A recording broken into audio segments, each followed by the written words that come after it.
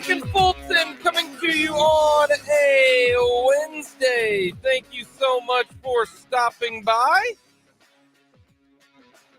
As the Kansas City Royals gave it the good old college try, just couldn't come away and seal the deal. We've got a lot of Royals talk today. We're going to talk lots of Chiefs as well today. We'll get into the Royals game last night. And did the Royals not learn their lesson a couple of years ago? And do you think the Royals learned their lesson now? I'll be interested to get a lot of people's opinions. I'm on the fence on it going forward. I can understand why, but it is an interesting roster building decision that this year's team and this year's new management could have addressed, but maybe it was past that line in the sand and you just got to continue to go with it. And it's more on the Dayton Moore era. So we will get to that. We are going to talk why the Kansas City Chiefs are actually picking 17th in the draft. How about that, Fulton? You know, the Chiefs are essentially picking 17th. This math is going to be fascinating. Yeah. I'm excited about this. I'm fascinated by the math. I'm excited about this. So we got a lot to get to. Let us know your thoughts. Hit us up on our text line, 785-272-9429. Check us out on YouTube, Sports on 580. Very simple, very easy. Let us know in the comments section. But we're going to start things off with the Kansas City Royals. And there's positives and negatives to the game yesterday. Mm-hmm. Let me ask you this. Were the Royals ever going to contend? This season? Yes. There's like a 0.05% chance they were. So the answer is no. The answer is pretty much no. Yeah, the answer is no. Would have taken a lot of things to be like, oh, they're contending. Oh.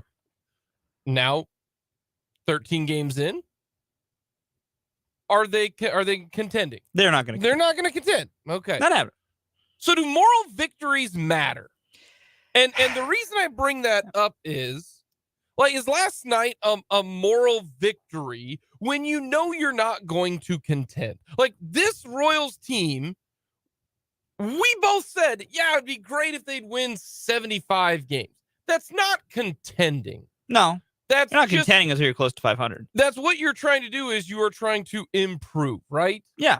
And I have been very on the lines of wins are all that matter, right? Yes, you've been very vocal about that. Yes, because I'm sick and tired. So it's a big point of contention between you and me. I'm sick and tired of losing, you know? Yeah, understandably so at this point. And lost a lot. And until the season is over, until I have determined it's over, then moral victories do matter to me. Because then it determines, okay, yep, they got my hopes up and my hopes lasted until normally Memorial Day. Yeah. And normally Memorial Day, it's like, all right, turn the corner, don't really care, let's move forward.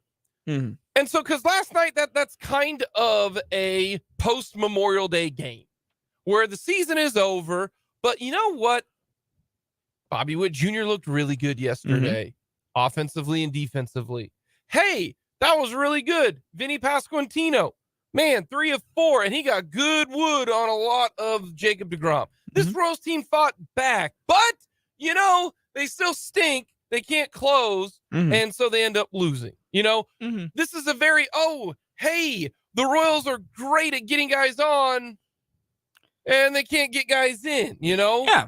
It's hey, when, you know, to quote one of the greatest movies of all time and one of the greatest movie characters of all time, Tommy Callahan, okay? Tommy Callahan right now are the Kansas City Royals. And I thought about this for a while. I didn't put this in our show notes, Fulton, because I knew you'd laugh. But the Royals are Tommy Callahan right now. And if you've never seen Tommy Boy, first of all, have you seen Tommy Boy? I'm not answering this question. Fulton, stop it. I'm not answering this question. Stop it. Add it to the list, man. That's good. That's good because today starts the summer of Fulton. Here, look. I just gave you another piece of content for a week. I just handed you content for a week. You don't even know what I'm talking about right now. No, not at all. Anywho, if you're out there, text Fulton. You should be ashamed, Fulton. In fact, now I got to change it up because this is unbelievable. The year of our, you are, wow, really? You've never seen Tommy Boy? Nope. Fulton. Can we get back to the point at hand here? Can we get to the point at hand? Very rarely do I get floored by something. You seem to be floored every time I tell you haven't seen a certain movie. Tommy Boy. Anyways. We'll get back to the task at hand. Tommy Boy, when he sits down for his dinner and then he's got the, his dinner roll and he's like, when I sit down and I'm about ready to get it and I screw it all up. Like, that's the Royals. Like, everything's good until when it matters most, you got runners in scoring position. Mm-hmm. And I'm like, JoJo with his pretty little pet. And then you just, people who know the movie know what I'm talking about. I understand the premise. They can't handle the moment. And right now, through, I don't even know how many games. What are they? 3-9? Yeah, it's 12 games. They're 3-9. Right now, they're 3-9. Mm-hmm. The moment is too big for them with runners in scoring position. And I don't know. We joke about the clutch gene. Yeah. And right now, the Royals are not a good hitting team. So, shocker, they're not a good hitting team with runners in scoring position. But, however, they are worse with runners in scoring position. So it's like, I'm just, that's why this game yesterday was so, they went 4 for 20. Yeah, 4 for 20. They were 4 for 20 on scoring position. You can't have that. Do you know how hard it is to have 20 incredibly hard. No, how to even get to 20? Have 20 that's incredibly hard. To get to 20 at-bats on a scoring position is remarkably impressive. That is getting on base. But then, hey. That's just not getting on base. It's getting on base early in the inning. And you got opportunities, and they do absolutely nothing. They do jack all. Those. Nothing. No, and here's my thing with it all. I hate the term moral victory in this context. Because there's nothing victorious about what's happening. Like, there could be. Bobby Witt looked good. But things like, to me, that's not victorious. That's just potential positives. Like, and I know we're splitting hairs here. We really are. But I don't like defining it as a victory, because a victory means you've claimed something. Bobby Witt Jr. claimed he's looking better. Yeah. He's looking better. Well, it's a positive development, but you're not claiming anything. You're not securing it that can't be taken away. Like, a victory is something that you have and cannot be ripped from you. Bobby can regress at any given moment in time, but the more positive development we see, the less likely they're great. Like, that's semantics, and I'll get put on that. That is semantical. But it's just, the point is, I have been about this all year, and this is why it's the big point of contention between you and me. The win-loss record truly doesn't matter to me. It is how we get to the end. How we get to 75 or how we get to 68 matters to me than if it's 68 or 75. And the thing is, last night is one of those very annoying games to where you did get positive things from it. Bobby Witt Jr. is looking better at both sides of the plate. It looks like his patience and not chase is getting better and is a tangible thing. Bobby Witt Jr. can play shortstop. I'm ready to call it now. That kid can play short. Screw the occasional little gaffes. When he did what he just did last night, it was tough. You got maybe 3 shortstops in the league that can just do that. You don't make that play. Speaking of that, Holtzman, who does the stats for Fox Sports Kansas City, tweeted out that since the start of the 2022 season, shortstop who make the better than expected play, he's 6th in Major League Baseball. Like, so he makes the really tough play. He's cleaning up 13 plays, and man, can he make some exceptional ones. So also that's why Bobby, he can play short. But is that not a moral victory? And that's where it's semantical, because also the connotation with that phrase is also the problem here. Like Jordan Lyles, that is a victory. Yes, that is a straight. What Jordan Lyles did last night is a straight victory. He had given up 3 runs through 3 innings. Yeah, and I tweeted I tweeted on Al Gore's internet. I said, wow, Jordan Lyles is struggling again. Big shock. He then proceeded to give up 1 run on 1 hit the rest of the way. Like, it's a good rank. Like, that is a good thing. And, Vinny went 3 for 3 off Jacob deGrom with 2 doubles. Wow. Do you know the last time a guy went 3 for 3 off Jacob deGrom? No, I don't. 2018. You don't do that to Jacob deGrom. Anthony Rendon did it way back when. That was the last time someone went 3 for 3 off Jacob deGrom. You don't do that. Like, the last time? So I believe there was a 12 at-bats runner in the scoring position, 12 plus against deGrom himself. The last time someone did that to deGrom? 2018? 2021. Oh. So more recently, but still 2 years ago. Like, he has been hurt a bunch, though. Like, yeah, like that was. I get your point. Yeah, no, what the Royals did offensively, you don't do that against Jacob deGrom. What the you Royals don't do that offensively up until and that's what I've said all the time, all this year. Like, there were positives from last night. Kyle Isbell getting a pair of big hits, looking great in center field. Like, that is important because now I know you are bigger on Drew Waters than Kyle Isbell. I get it, and I will never blame you for that. The fact of the matter is, if Kyle Isbell can keep doing this, it doesn't matter what Drew Waters does. Correct. He's played It great. doesn't matter what Drew Waters does. He's been if Drew Waters is a big league ball player, that's just a bonus now. No, because Kyle can play. Like, there are those developments. I think it's important. It is important. It is truly important to point out the developments that are good.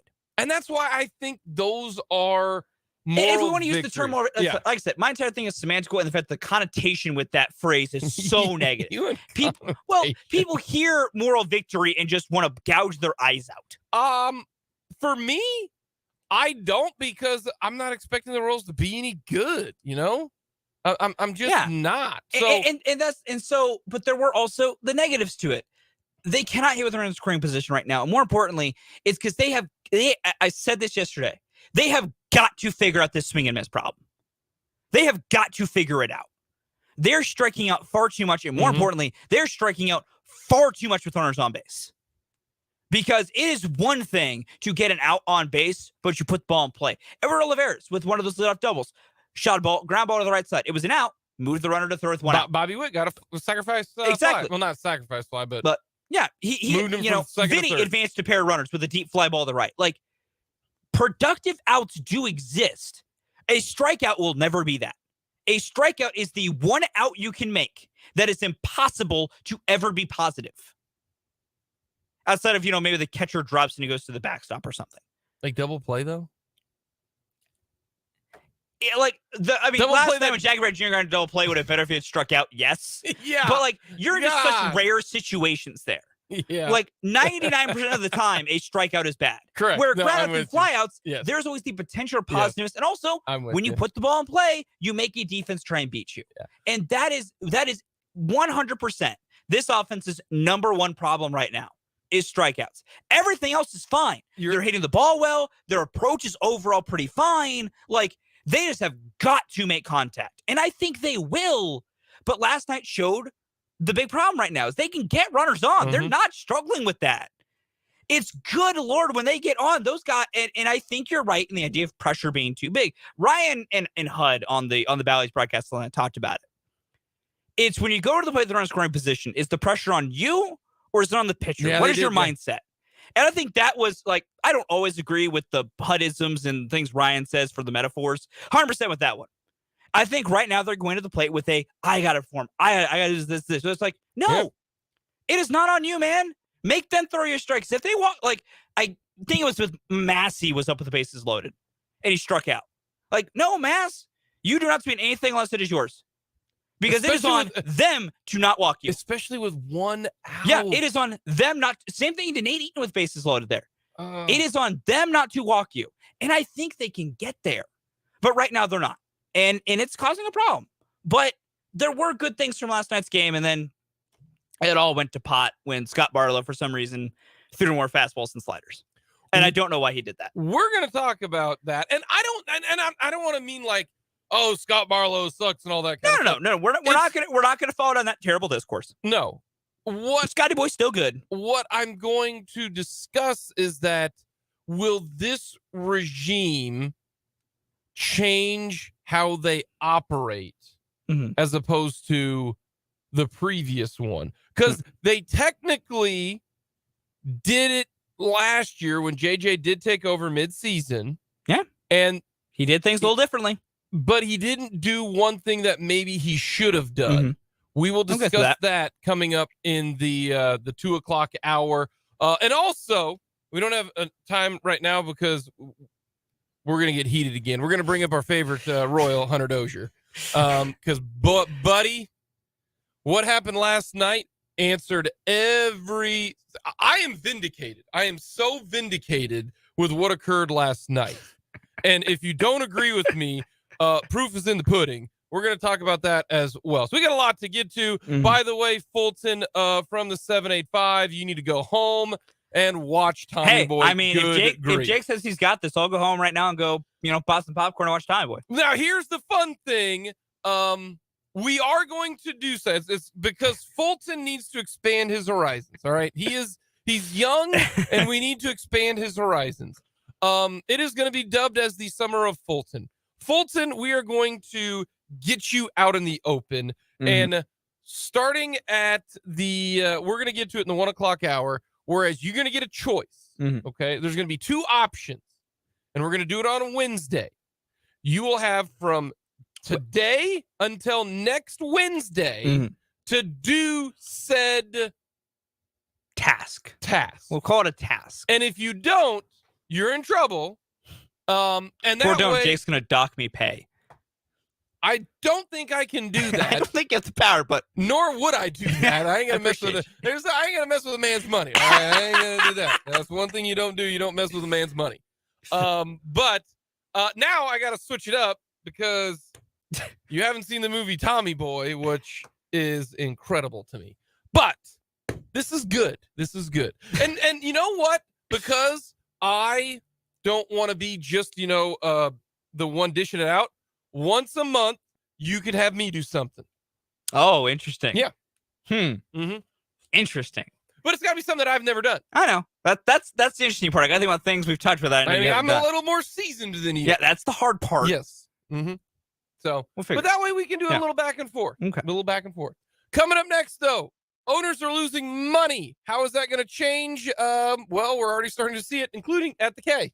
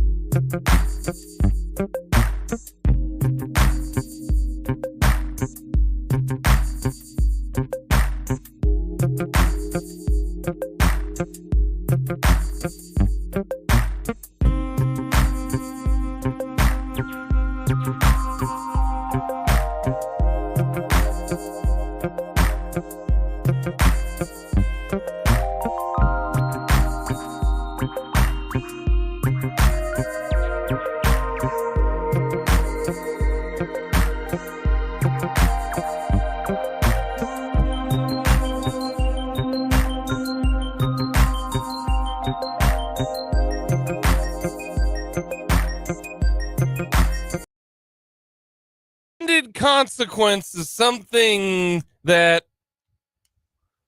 you just can't plan for. That's why it's called an unintended consequence.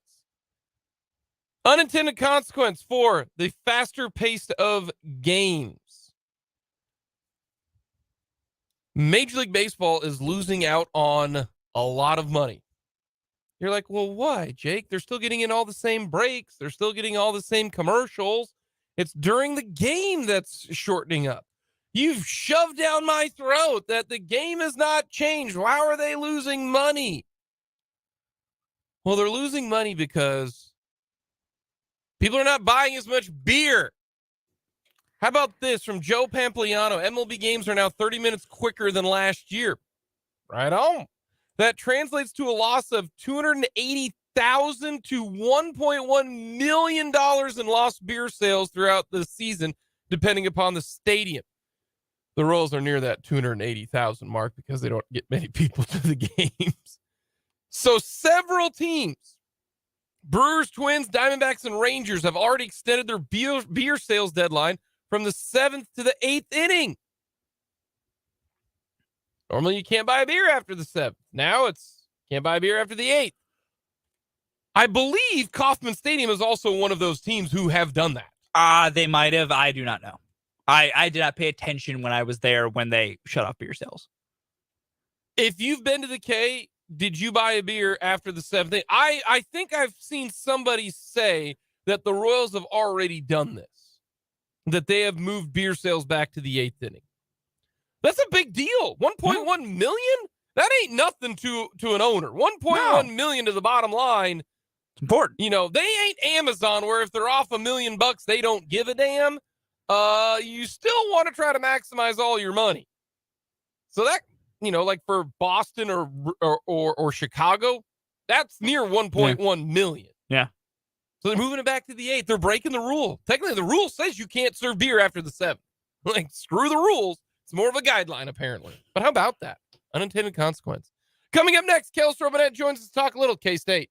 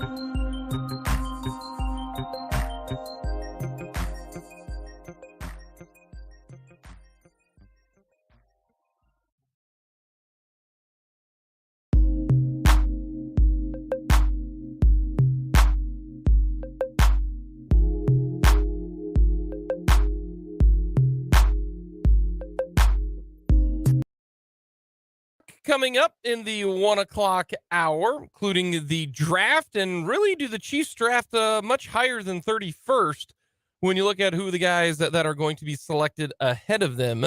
We'll get to that coming up in the 1 o'clock hour. But right now, we are going to talk all things K-State with Kellis Robinett of the Wichita Eagle and the Kansas City Star, who is in Manhattan right now. And he is he at the facility? They're getting ready to speak. Kellis, my first question is, are you about ready to hear Van Malone speak? And is he going to drop some serious knowledge on you?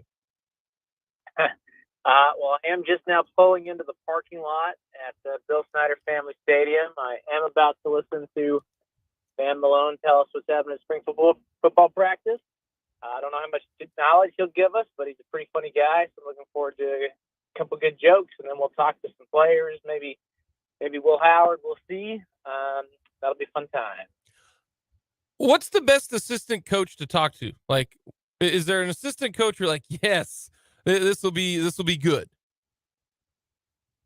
Ooh. I mean, none of them are bad. They're all pretty good talkers, but I really like, I would say, Joe Klanderman, their defensive coordinator. He's pretty honest about stuff. He's not afraid to, tell you what a certain player is doing well, a certain player is doing poorly. He'll even get into schemes a little bit. So he's probably the most informative and lively of the group, and he can tell a good joke every now and then too. So him for information, but if you're coming for a stand-up act, it's definitely Van Malone. He's not even afraid to there was a game, I believe it was the Texas Bowl, where the final play of the game, they gave up a touchdown against LSU, and it was his son who got burned in coverage. And when he was asked about it, he was not afraid to throw his own son under the bus as being a not the greatest football player of the team. So you got to admire someone who'll do that. Well, let's get to some big nuts and bolts, and terrific piece that you had in the Kansas City Star. You posted it a little earlier today, and I read it because I read all your stuff. And it's some interesting information, folks. If you haven't had a chance, go to kansascity.com, go to the Wichita Eagle as well, kansas.com. And it's about the contracts for both Jerome Tang and Chris Kleiman. And Gene Taylor tells you that, they're working through it with Chris Kleiman, and it's probably going to be completed shortly. I thought this was interesting. Did Gene Taylor say anything that really kind of surprised you when you were going through this? And it's a great piece. I urge anybody to read it. But did he say anything to you that you went, wow, that's something that I didn't think? I suppose the one thing that did intrigue me the most was his comments that in the past they've tried to basically be on par with schools like, when it comes to football, Iowa State and Kansas, teams that pay their coaches in the bottom half of the Big 12, as long as they were pretty much in the same ballpark as those guys, they thought they were doing pretty good. But things will probably have to change now this season, especially now that Matt Campbell at Iowa State is getting handsomely paid, and Kansas is paying Lance Leipold quite a bit, not to mention Nebraska. They're going to have to open up the pocketbooks a little bit here, and they want to be in the upper half of the Big 12 now. And that really makes me wonder about just how high they'll go. Chris Kleiman was set to make $3.6 million here this next season. I think, numbers as high as $6 million come into play right now for the success he's had and what other Big 12 schools are paying their football coaches right now. And that's a territory we've never seen at Kansas State, even at the very height of, the Bill Snyder days. He was not getting paid anything like that. And it's interesting that it's going to happen at the same time where they start paying Jerome Tang more money. People who donate to Kansas State are going to probably have to donate a little bit more to keep these coaches here in Kansas State and keep them comfortable. So that all is interesting. $6 million, you think? I mean, I think in that neighborhood. Wow. I think there's an unwritten rule around here that Kansas State has to pay their football coach more than KU does. And Lance Leipold is set to make what in the $5 million range next year. So I think I would not put it past him to see Kleiman getting up somewhere in that range, at least by the end of his contract, with some escalators. I really do think that's on the table. What about Jerome Tang in the piece that you said? It kind of sounds like they're going to talk, but it doesn't really kind of say that, oh, yeah, for sure it will happen. Yeah, I don't know that you want to boost him to something like $6 million after just one season, but he did so well. You've got to show him some love in some way. And I feel like a contract extension for him is more defense than anything, just so that next year, the year after that, if he continues to have success and a job like Baylor or Texas comes open, he's not intrigued to go back to his where he spent a lot of his life in Texas and coach, keep him comfortable here. So I think you massage his a little bit more, maybe just get him up into the, somewhere in the threes. I think that would be a little bit more appropriate. Jerome Tang doesn't really strike me as a guy who's in it for the money either. So I'm sure if you threw in a few, creative clauses in the contract that would give bonuses for certain things, you could probably keep his salary a little bit more manageable. We're talking with Kellis Robinett, covers the K-State Wildcats for the Kansas City Star and the Wichita Eagle. Let's go to the basketball side. Any news at all that were the Wildcats in on LJ Cryer at all, or this was pretty much set in stone? He wanted to go back home and play for his hometown team of Houston. They were in on LJ Cryer. Jerome Tang definitely talked to him. They wanted to set up a visit. But I think they understood that with him lining up a visit to Houston first, that's probably where he wanted to go. By no means was Kansas State putting all their eggs in the LJ Cryer basket, but they were in on him. They wanted him. If he would have left that Houston visit and said, I want to take a few more looks, they definitely would have done everything they could to bring him here. So a little disappointing for them that he ended up choosing Houston. That would have been a terrific fit for him here at Kansas State. But there's plenty of other guys they can go after. I can say the other name they were in on the Houston transfer, Tremont Mark, I think is his name. I don't think they were ever in with him very deep. Nothing beyond just some initial phone calls. I think it actually surprised some K-State coaches that he listed them in his Final Four. So I don't think they were caring all that much that he ended up at Arkansas. I think they were probably a little disappointed that Cryer ended up at Houston. When it comes to filling that point guard position, is there somebody else out there? The point guard from Oral Roberts, who's like in year 9 in his college career. Right. Max Amos. I would think he'd be a good fit in this situation. I think he would be a great fit. And it's hard to tell exactly what he's thinking because there's been no reporting out there on what he's thinking to do. And he's taking a slow approach to things. I think I saw it was only yesterday he issued a farewell to his family at Oral Roberts on Twitter. So, and he's been in the transfer portal for a little while. So I think that he's taking a wait and see approach. I think Kansas State is okay with that, but they would love to have him here at Kansas State if he wants to take a visit, if he wants to play here.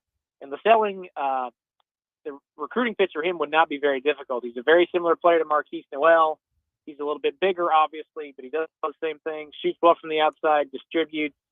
Really, all they can tell him is just, look, you got 1 year left of college basketball. We need a 1 year point guard. You can just come in and do exactly what Marquise Noel did, open shut case. But I know they're also very high on Aaron Estrada, a point guard out of Hofstra, who averaged over 20 points last year. I think those are their two main targets right now. If they could get anybody, it would be those guys. How big of a deal is it that they land somebody in that, top 15 transfer portal ranking area? I think it's important. I think if they get both of those two guys I just mentioned, they'll be kicking their heels. They're so happy about it. But even one would be fine. I think what you saw last season in this offense, you need a facilitator, you need a point guard who can do both scoring and distribute. They don't really have an heir apparent on the roster right now to do that. So to bring in somebody else who can do it for a season while they develop other guys would be a real big boost for them. So that's their main focus. They want two guards, one who can score on the wing, one who can distribute, and they'd also like a big who can play both offense and defense. I think that is kind of the third priority, taking a little bit of backseat to the guards. But as long as they can at least get one guard who can come in and be a definite impact guy, then I think they'll be in okay shape. Let's get to the football side of things. The spring football showcase, if you will, for Kansas State will be coming up. I have not looked because it's spring football. This is why you're the man who knows everything. Are they doing what they did last year, not have a spring game, just a spring showcase? Or are they going to try to do the game thing? Oh, man, they're doing nothing. They're nothing. No open practice, no showcase, no game, nothing. So the spring practice, I think the biggest thing they did is they let media come in and watch the beginning of two practices for like 20 minutes. That's about all the exposure they get outside world here. It's just, for whatever reason, that's not Chris Kleiman's thing. He wants to, if you're an experienced player and he knows what you can do, he doesn't want to use you very much in spring practice. He definitely doesn't want to put you out there in a game where you can get injured. And he's never had a spring game since he's been at Kansas State. He appeased the fans in his first year and did have a spring showcase, and it's been getting less and less since then. And that's just not something he does. So if you're a big fan of spring football, I'm sorry, but that's just something that they're never going to be selling tickets to spring games while Chris Kleiman is in charge. Is that a missed money-making opportunity? How many fans do you think they would get? I mean, let's be real. If you could get a specific number of fans, if I'm Gene Taylor, I'm like, look, that's money that we can bring in here. I understand, Chris, that you like to run the way you run things, and by all accounts, Gene Taylor is one of the best ADs out there. I mean, look, I haven't heard a negative thing about the guy. So his relationship with both Tang and with Kleiman are excellent. But I would think that, K-State, after this type of season and the fanfare that they got and the local kid, I'm pretty sure everybody would want to watch Avery Johnson throw a football in a spring game. I am surprised that maybe they don't capitalize on that. I mean, yeah, I totally get it. And especially this year, they're actually much healthier than they have been in years past. Like last year, I totally get why they didn't want to have one. They just didn't have enough bodies. This year they do. I think they could make it a fun event where they have very little injury risk to players. The one suggestion I would have for Kansas State, if they ever wanted to monetize the spring game again, is I would say don't charge for tickets. I would say charge for parking. Because in my experience, if you open up these parking lots and say, hey, fans, we're going to be having some kind of event here that involves football, you should come tailgate for it. People will absolutely do that. Just charge like $10 to let people come and drink beer and grill some meat in the parking lot and then watch like, an hour of practice or something. I do think that would make money if they ever decide to do it again. All righty. Biggest concern right now for this K-State football team heading into, the end of spring and everything. What's the biggest concern?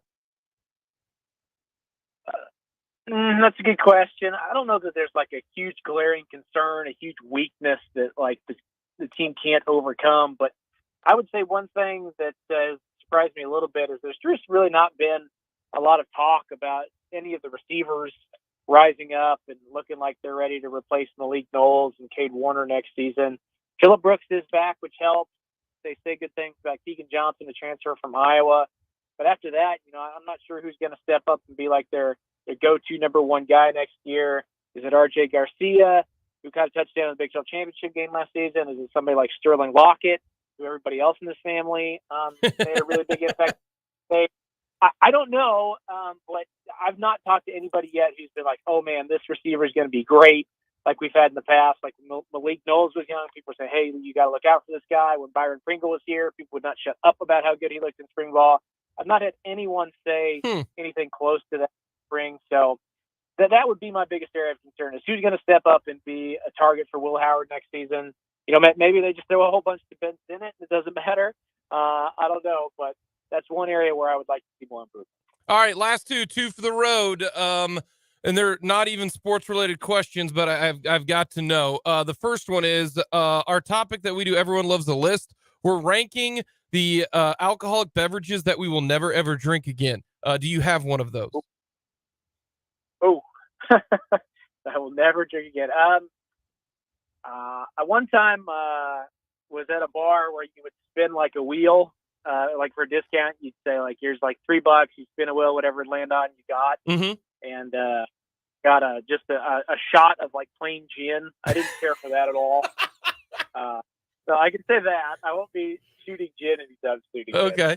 All righty. And lastly, what's the number one appliance in your house that you cannot live without? Oh man.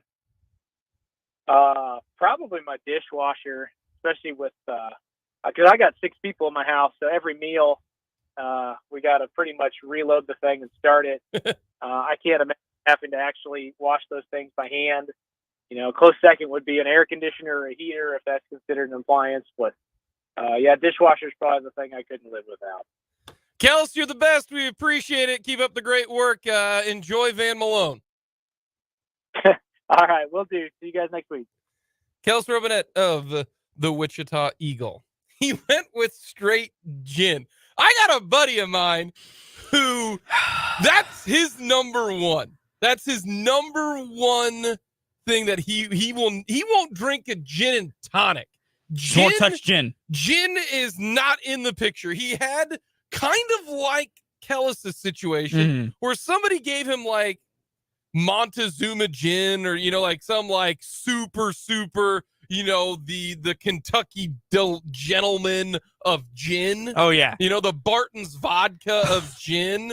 I'm getting some real bad memories now. It might have been Barton's gin, to be honest with you. Oh, I don't like that name. And now he can't even, it could be like awesome gin. It could be like Bombay Sapphire or something like nice. No, don't even do that. So he went gin there. I think that's interesting. That's our list. I saw yesterday. It was a photo of someone like looking like they were about ready to gag or, dry heave. Yeah. And it said, what alcohol makes you do this? We all got one of those. I asked Dan this question right before we got onto the air. I said, Dan, what's it for you? And he goes, vodka. And I was like, what? And he goes, I took a straight shot of vodka when I was, in college. And he goes, I don't know what happened, but he goes, now that I am older. Yeah.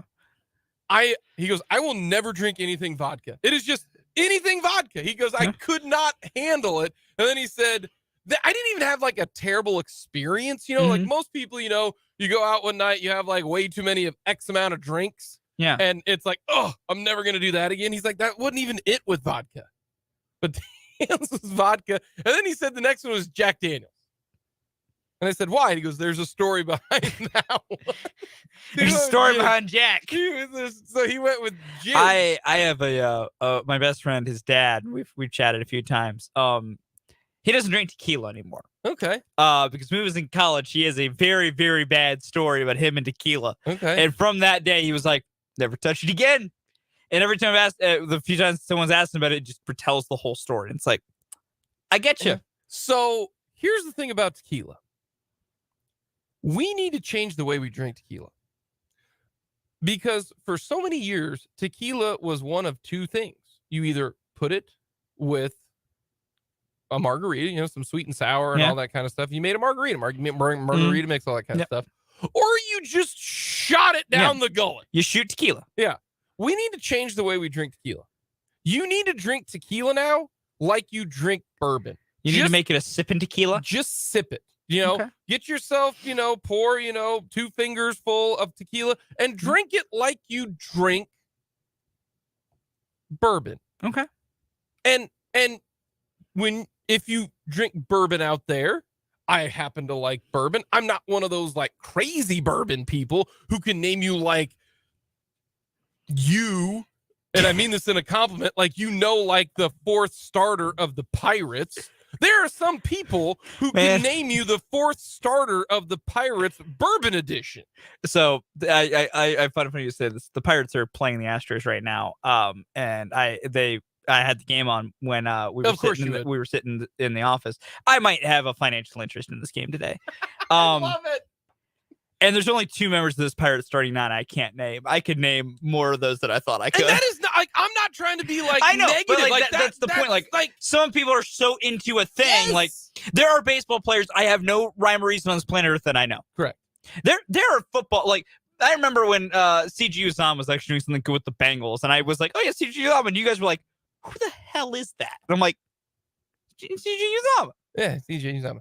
And I mean that like yes, as a compliment. Yes, yeah, they're just things you do. And so I don't know that, but if you go and you find a good tequila, we're not talking Jose. Yes, I'm talking like good tequila. Like if you're going to drink the good tequila version of like a Bullet or a Basil Hayden's or a Woodford Reserve, which is not like $900 a bottle, but it ain't. But it isn't cheap. It ain't Kentucky Deluxe. It ain't Kentucky Gentleman. You need to drink the tequila. Canadian Mist.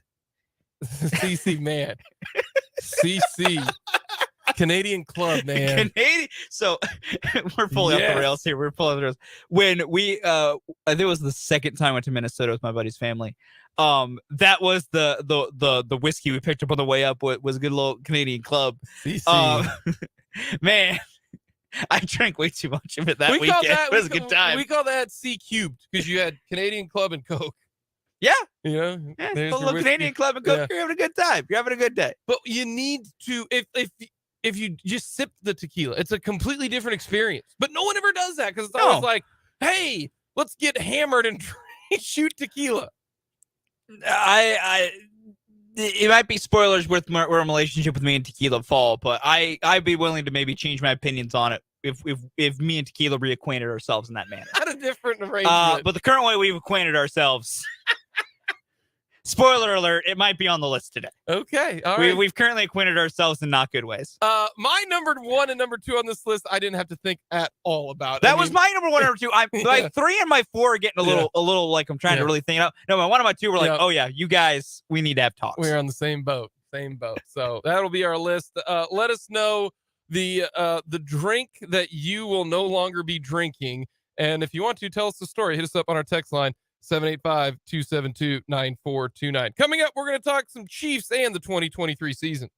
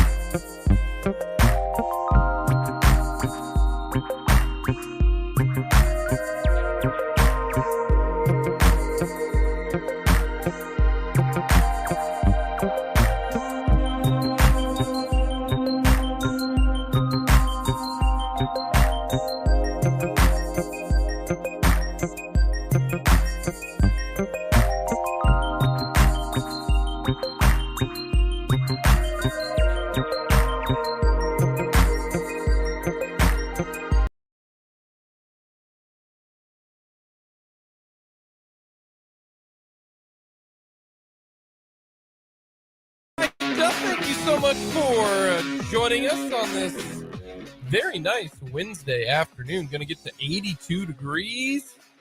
This is fantastic weather, right? This is what I'm assuming San Diego is like. Just 82 degrees. Imagine a little cooler. Sunshine. It still gets hot there in San Diego. It can, but she's a little cooler. Fun fact, one of my friends currently lives out in San Diego. They work for a game studio in San Diego. Is one of their lead audio designers. The nights can, where you got to wear a hoodie because it can get kind of windy. But if you go a little inland a little bit, it gets a little toasty. It'll get a little warmer. Yeah, a little man, toasty. Weather's been excellent here in the last couple of days here in the capital city. We got a lot to get to. We are going to talk about the draft coming up at the bottom of the hour. We will get to what I think actually is a huge benefit for the Kansas City Chiefs. And you can actually have a pretty decent idea of who the Kansas City Chiefs are going to take, I think. I really do think so. Just like last year, we had I think we did a couple mock drafts and both of us had George Karlaftis going to the Chiefs. So I think that is a very strong possibility that we can figure out who the Chiefs are going to take. We'll get to that. Everyone loves the list. Let us know the adult beverage that you will not drink ever again. You've had enough of it, or you've had that one experience where, you know what? I don't need to do this again. I don't need to do this. From the text line, Peach Schnapps, sweet Jesus, that's a story that's not fit for the airwaves. I'd imagine a bunch of these stories. Yeah, I imagine for a lot of you, we can't retell your stories. Well, let us know. It happens. There's probably stories Jake and I can't tell of our own. Yes. I can tell you that I'd expect a lot of like it's not on my list, but like a lot of sambuca, if you will. So some of those liqueurs. But let us know. Hit us up on the text line 785-272-9429. You can check out us as well on YouTube on Sports on 580. This just coming out, and I think this is interesting.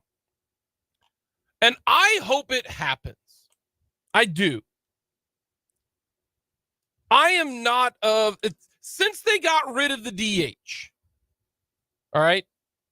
Brendan, huge DH or huge anti-DH. Dan, anti-DH. I am pro DH. Okay. Where do you stand?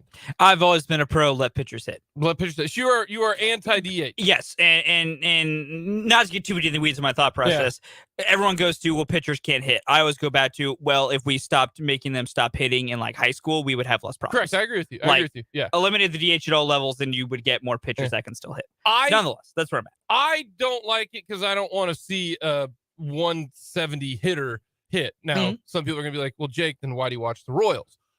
I respond with touche. Well done. So I grew up an American League guy, so give me the DH, right? Once that has occurred, and now we are going with you play everybody. Yeah, once we have the balanced schedule and the universal DH, the league distinctions don't exist anymore. You know, it really doesn't. No. It's a lot like, you know, the NFL and the NBA. Right. It's not what it used to be where, you know, if you played for the Royals, you never saw, you know, the Giants. You never did unless you played in the World Series. That's all gone to the wayside. And so that's why I am interested in,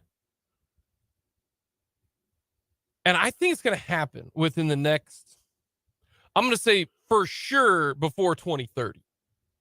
I'm going to say I think by 2028. So within the next 5 years that we are going to have 8 divisions of 4. I think that's what we're going to end up having. And this just coming out from Jeff Passan. Apparently, Salt Lake City is now putting together a group called Big League Utah that is lobbying Big League Ute is lobbying Continue. for expansion for Major League Baseball. We already know Nashville with Dave Parker. Sure, no, Dave I Stewart. couldn't tell you. Dave Stewart. With Dave Stewart, is Nashville's trying to get a Major League Baseball franchise. Nashville wants a team. Portland wants it. Yep. Now Salt Lake City. Yep.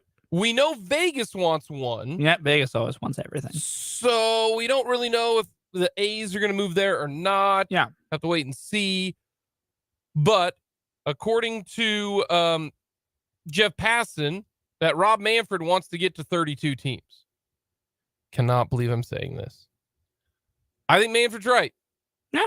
I think if you can get to 32 teams, you go 8 divisions of 4, and you need to have one kind of on the western side, which would be Salt Lake City. It would have to be a dome. I would think it would have to be a dome because if you're playing in September and April, but then again, it doesn't. I mean, Minnesota Target Field is absolutely beautiful. They get away with it.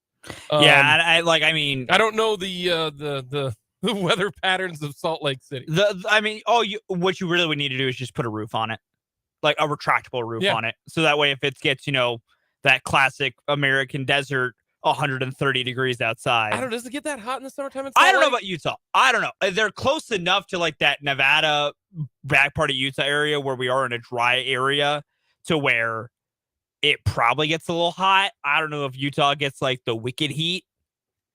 I've never been out to Utah, so that's why I don't know. Average weather, Salt Lake City, Utah. In June, the high 83, the low 61. Okay, you don't need to put a roof on that thing. July is 90. You do not need to put a roof on that thing. You're fine. That's average. So Yeah. I still hold at the worst you put a retractable roof on it. So well, basically like what Texas did with, well, I don't know. I don't think they have a retro roof, but you it was open yesterday. I was listening. Does Glow Life Field have a retro roof? Yeah. Because like Texas, when the weather's nice, is fine. Texas also was one of the places to where in the dead of the summer on-field temp was like 128. Yeah, it's hot. And it was like, you can't have that. That's unplayable. So put a retro roof on. You can. The people are soft now. Shut your mouth. So like Chase Field needs just a permanent roof on it. You ain't playing baseball in the heat of the Arizona summer out there. So you have one in Salt Lake and then Nashville. You could have one in Portland and Charlotte. I'm still gonna die on this hill. Give Montreal their team back. And Montreal would be in the East. Give me the Expos back. Yeah. Just they deserve them. Justice for the Expos. Would they support it though? I think I'm not big on deserving. No. I'm not big on deserving. I'm with you. Yeah, no. That would be the big question, and I would like to think they would. It's not like if you put the Sonics back in Seattle type of thing of like you put that back in Seattle, their attendance numbers gonna be through the roof because Seattle wants the team back. I think the Expos would get a decent amount of love if they came back because I still think the problem is we're getting far enough away that the generation of fans that grew up with the Expos are filtering away. Whereas my big comparison point is Seattle and the Sonics. You still have a large chunk of people that like knew the Sonics and grew up with that. I think we're getting a little too far away from the Expos now, but I'm still always going to believe just give Montreal their team back. If I do think they're going to get to 32, whether Salt Lake gets one, or Portland gets one, or Nashville gets one, or Charlotte gets one. I do think that there will be 32 teams. Now, of course, Vegas is in the running, but that adds another team if the A's get... Yeah, the A's could move to Vegas, and then we don't need a new team. But you still got to get to 32, and that takes out a spot. I'm like, that does not throw off the balance of 32. That's what I meant. Yeah. So if you still get to 32 by adding technically 3 new teams because one's just a transfer. But you could end up having 4 cities for just 2 spots if the A's end up staying in Oakland. So then you've got Vegas. Guess what you're doing? Salt Lake, Portland, Nashville. You got a lot of different teams that could be up for it. So I do think that there's going to be 32 teams within the next 5 years. And then it goes to... Then you just play everybody the same. I mean, if there's 32 teams, you get rid of everything, which I mean, that's going to happen. I don't know if I like that because I do like divisional play. I think divisional play is important. There are certain games that I think need to matter more in sports than others. I think you can still try and do some kind of divisional format. The realignment would be, honestly, to me, the biggest question is how would, because I think it's like, doing that would accompany the biggest realignment shit we've had in years in baseball, with expansion. I think there's a way you can get to it where you can still have divisions. If we're talking 8 divisions of 4 here, you can still do a 4. Like you can even still do a league split of 4. Divisions in one league, 4 in another. You could still do a division split and do a playoffs with an idea of you win your division, you get in. Because what do we have right now? 6 playoff teams. I mean, you basically go to, instead of 3 division winners through wild cards, you go 4 division winners, 2 wild cards. You can keep your entire playoff format the exact same. Do you agree with this from the text line? This is a good question. Is there enough truly good major league talent to fill rosters, or would expansion dilute the quality of the game? And the reason I bring this up is I think MLS right now has too many teams, and there's not enough good quality players in the MLS right now. So it's a great question, and one that my legitimate, honest, I'm not messing with you answer is I don't know. Because like that's the problem with, in a different level, that's the entire problem with both the XFL and the USFL right now. Instead of just their secondary leagues, they need to be one league. There's not enough quarterbacks. Quarterbacks is the number one thing. And it's that specific spot. Like other parts of the talent pool are actually fine. Like other parts of the talent pool are okay. I'm not going to say like it's elite disparity every level, but like the problem with those 2 spring leagues is there's not enough quarterbacks to go around. So with baseball, I think you would run into a question of talent pool dilution, which you're always going to dilute the pool a little bit the more teams you add. It's what level you do. I think, given the size of minor league systems and given some other factors for baseball, I don't think you would see that much dilution if it is accompanied properly. You want to know my answer to this question? The answer is, who are the owners? Honestly, yeah. Because if you're an owner that is willing to spend money, doesn't matter. Your expansion draft obviously starts you off, and depending on how that goes, sets the building blocks. But I mean, free agency. If you want to spend, and I mean, we've seen expansion franchises be successful in other leagues. Now, in MLB, historically, expansion franchises, overall, the least most recent ones, not a lot of championships between those. No. I think the Royals still have the most of any expansion franchise since that last round of expansion in '69. I think the Royals are the only one with 2. I would think so. So I'm trying to remember who all joined, because the Mariners don't have a title yet. Toronto? Toronto has 2, but were they an expansion team at that time? I thought the Blue Jays think so. Started at that I can't time. remember. We're talking expansion time that's obviously predating me by a lot, so my memory with who came in where. But the Diamondbacks were relatively new when they won their. 77. Yeah, the Diamondbacks were relatively new when they won their World Series. I mean, it wasn't fresh, but they were relatively new when they won their World Series because of expansion draft, and they bought old veterans. It's a different sport, but I mean, the Vegas Golden Knights went to the Stanley Cup playoffs and the Stanley Cup finals in their first year of existence. Yeah. I think that's different though, because hockey is different, and it was one team too. So that's where I go to. I don't know the answer to that question. I think it's a great question to pose, Texter. It's a great question to pose, but we don't know. And baseball is such a weird sport in that its talent pool is so much bigger than I think anyone really realizes. The talent pool is vast, but it's how talented is the pool is the question, though. This would be a fun exercise. Let's say there is a expansion team and you get to protect, 8 players on your team or 7, whatever it is. I don't know what it would be. Probably would be somewhere to 15 to 20 at all levels. How many minor leaguers do you get to protect? Yeah, exactly. That's a good question. Let's say you protect 10 players on the Royals. Who are you protecting? Yeah, who's obviously Bobby. Who's number 11 is the question. Yeah, that's good. And that's where the whole talent pool thing does get interesting. Is depending on what certain teams have to do, some talented players can be exposed. I'm now really gonna rack my brain about who would be the 10 guys I don't know who would be. I know some are easy locks. You're protecting Bobby Witt Jr. Real quick, you'd do Bobby, Vinny, MJ, Singer. You'd protect.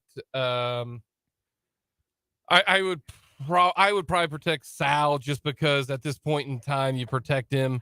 I mean, maybe you don't. Maybe you don't. I mean, do you protect either Keller or Bubic? They've looked good so far this year, and they might be fixed. I know that's such a wide open question at this point, but look at contracts and all that. You have to look at contracts. Arbitration's a thing. Do you want to protect your cost controlled guys? I think it's a fascinating thought experiment. I think there's 6 guys that I would, no question. There's at least 5 for me that I'm going without a shadow of a doubt. These 5 guys I'm not letting walk. Bobby, Vinny, MJ, Singer. Maybe for me it's just 4. Those guys, and then honestly, either Keller or Bubic, I'd pick one. I would probably I'd probably go Bubic because of cost control. Yeah, and then but after those 5, I mean, are you telling me I got 10 from my big league roster, then another set from my minor league roster? Does my 10 apply to all my levels? Because then there's some dudes in AAA I gotta protect. Who? I'm protecting Maikel Garcia. Yeah, you're a big Garcia guy. I am protecting Maikel Garcia. That's a fun, that's a fun discussion. There's probably not a few pitchers I'd protect down there, but I mean, AA, I'm considering protecting Alec Marsh. He just carved up the win surge last night. Yeah, suck on that, Wichita. I had a bunch of friends who were at the opener last night. And a lot of people were there. Biggest crowd they've ever had. Yeah. Over 8,000 people. Cool. It was fantastic. That's interesting. I was very much semi-mocking my friends last night of I'm sorry that Alec Marsh is being mean to you.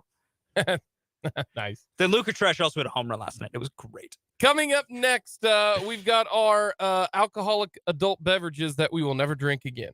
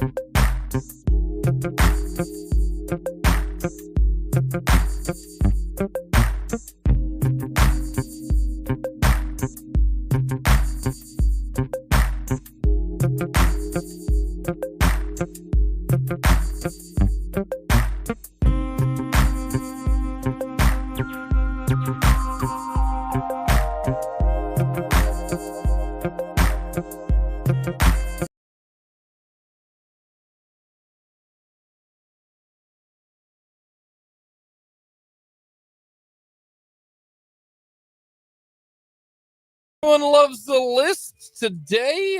What is the adult beverage that you will never drink again?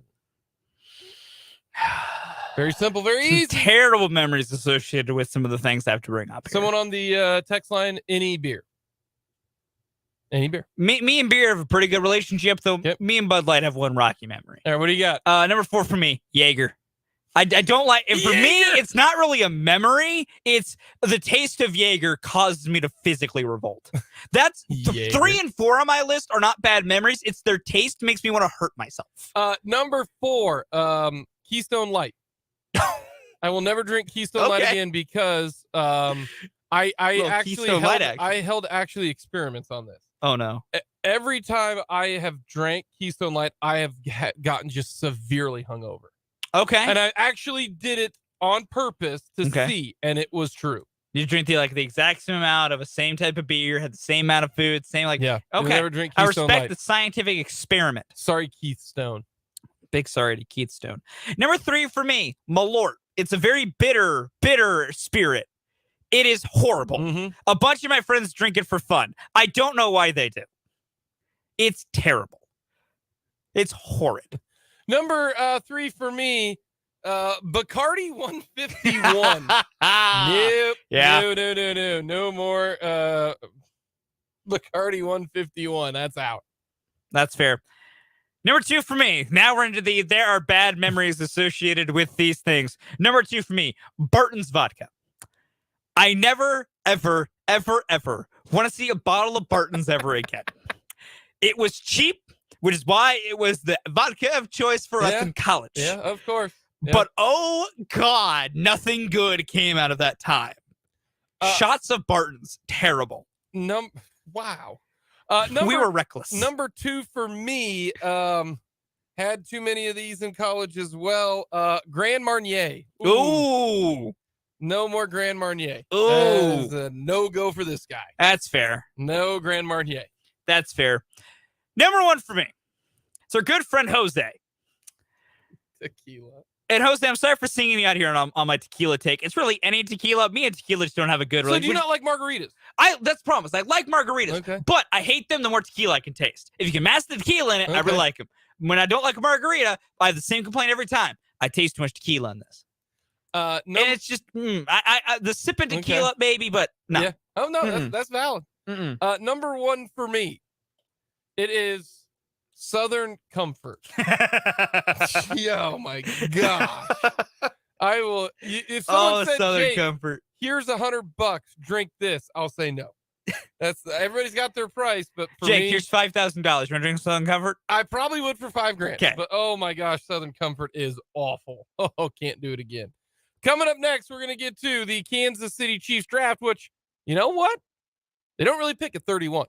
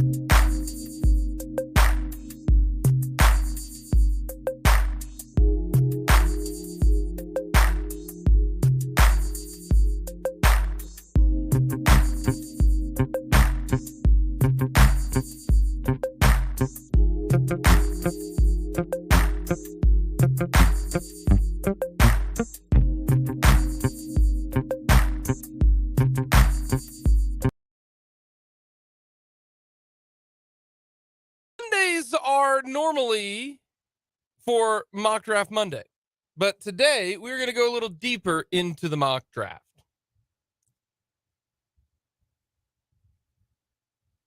The Chiefs pick 31. We know that. Thank you, Tom Brady. Thank you, Dolphins. We move up a spot. If there's any time that you wanted to be Super Bowl champions, it is this year, because technically we get to pick someone that would probably not be there, simply because the Dolphins don't have a first round pick. Thank you, Cheater McGee's. So here's how I look at this. Okay. And I've thought about this for a couple days now. Mhm. And I think this is how it's going to go. Mhm. The Chiefs pick 31, Yes. but they don't really pick 31. All right. The Chiefs don't need a quarterback. There are going to be 4 quarterbacks taken before pick 31. Guaranteed. Okay. Guaranteed. There are going to be 4 quarterbacks picked. Guaranteed. Okay.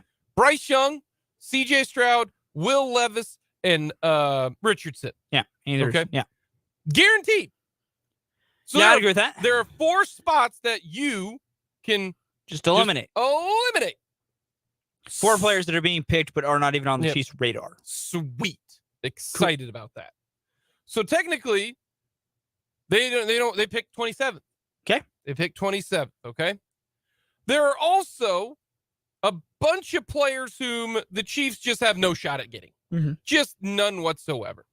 There are going to be 3 defensive linemen or edge rushers guaranteed to be gone by pick 27. Okay. They're not going to be there. In fact, I will say that they will not be. They're all going to be gone in the top 10. Okay.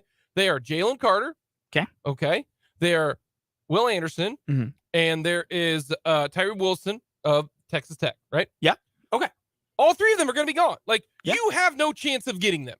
No, not a chance. Not snowball's chance. And nor do you have the capital to even jump up that far. So you are not picking Carter, Anderson, or Wilson. So therefore, now there are 7 guys that are not able to pick. So now the Chiefs are technically picking 24th. They are picking 24th, right? Now, there are 3 offensive linemen, but before we get to the offensive linemen, the Chiefs don't need corners. Would you agree with that statement? Oh, 100%. So gone are Gonzalez, Witherspoon, and Porter. Most of those, I don't think are going to be there from pick 1 to pick number 30. Okay. I just don't think it's going to happen. All right. Especially Gonzalez and Witherspoon. Maybe Porter falls to like 27, but I doubt it. Yeah. So instead of picking 24th, you're really picking 21st. Okay. And they don't need a corner. All right. And there's no chance that they're getting one of those top guys because they're not going to draft up there. So that is just not possible. Okay. I think there is one wide receiver, and for some odd reason, like Quentin Johnson is kind of falling right now for some odd reason because, we've played so much game. There's been so much tape and he's worked out so much in front of the public eye that something's going on. So I think there's only one wide receiver that is going to be picked in the top 15. I think he's going to be gone in the top 15. and that is Jackson Smith and Jigba. Yeah. Okay. So now we are down to pick number 20. Pick number 20.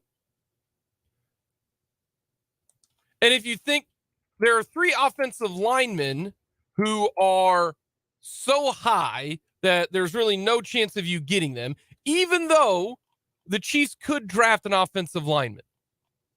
They could.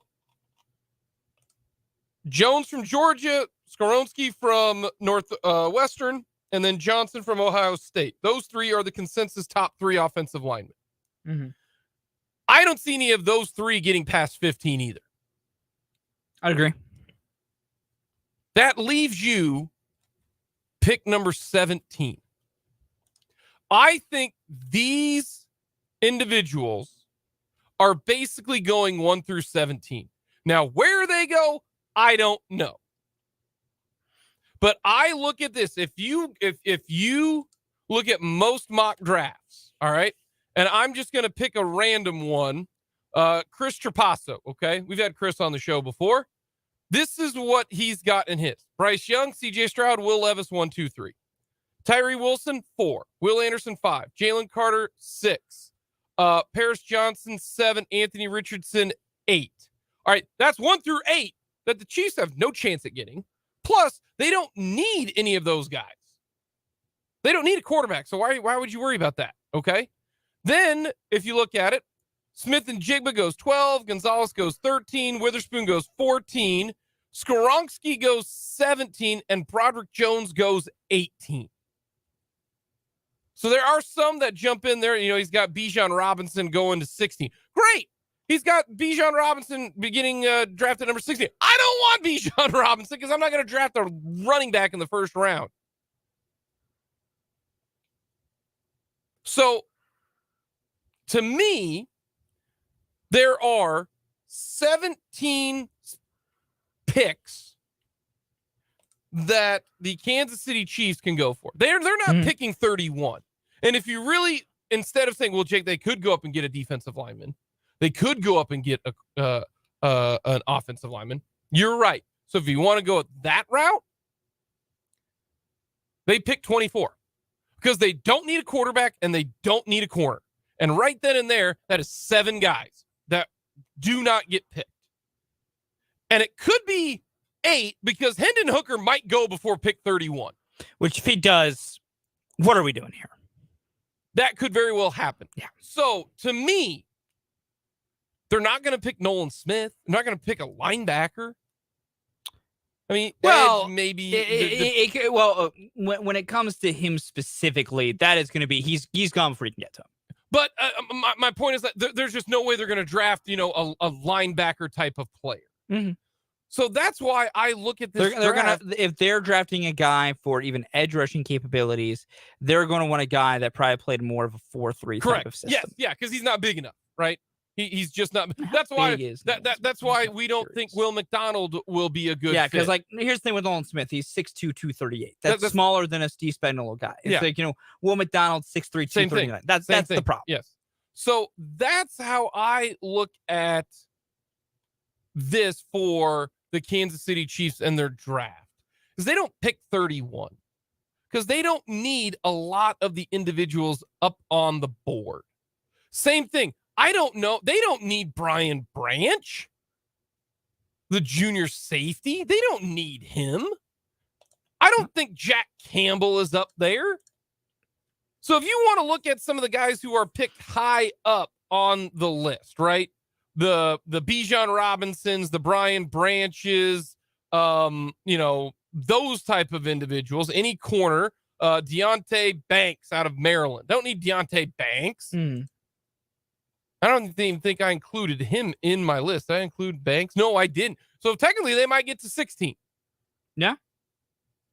So I think the Kansas City Chiefs are actually in a much better spot in position of need as opposed to what other people are lacking and what this draft class brings to the table. Yeah. That makes me excited for this draft. So if you look at the end of these mock drafts, okay, looking at anything from 18 on,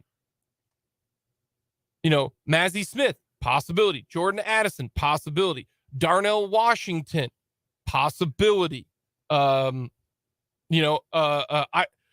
tight end spot's interesting because there are a lot of high end tight ends this year.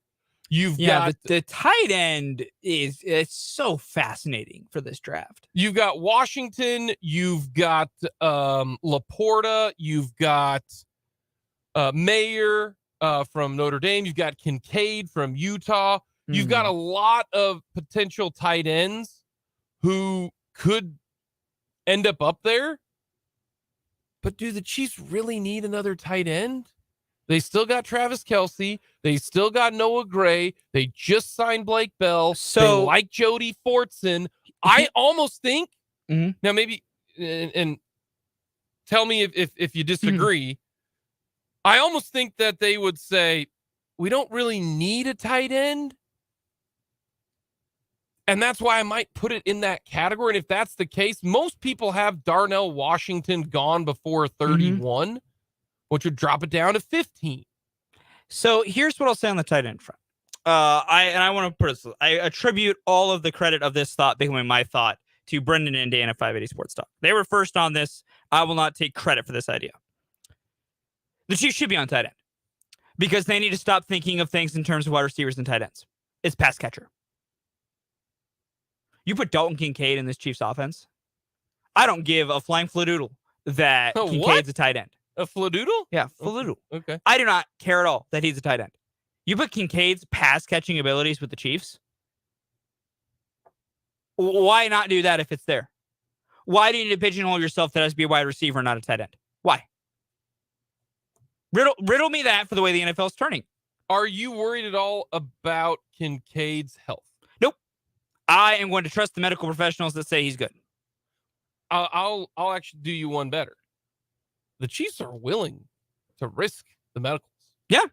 I also, that comes this, is the Chiefs have always seemed to be really on top of players' medicals. Like, they were the only ones really on top of Trey Smith's medical situation. Like, and if you're like, I trust the Chiefs that if they took a guy that your thing was like, what about his medicals? I trust the Chiefs have vetted that. But that's been like, I would not say that they're not out on, they should not be in on tight ends because this is such a deep tight end draft that if there's a pass catching tight end out there, go get him. Pair him with Travis Kelce because we need to accept the end for Travis Kelce is sooner than we may realize. Like, now by that, I mean, he's got at least 3 years in my opinion. See, I think he's got like this coming year, 23, and then 24, and then I think the decline's coming. But if that's the case, I mean, then I know semantics on rookie contracts and the window and blah, blah, blah, blah, blah, blah, blah.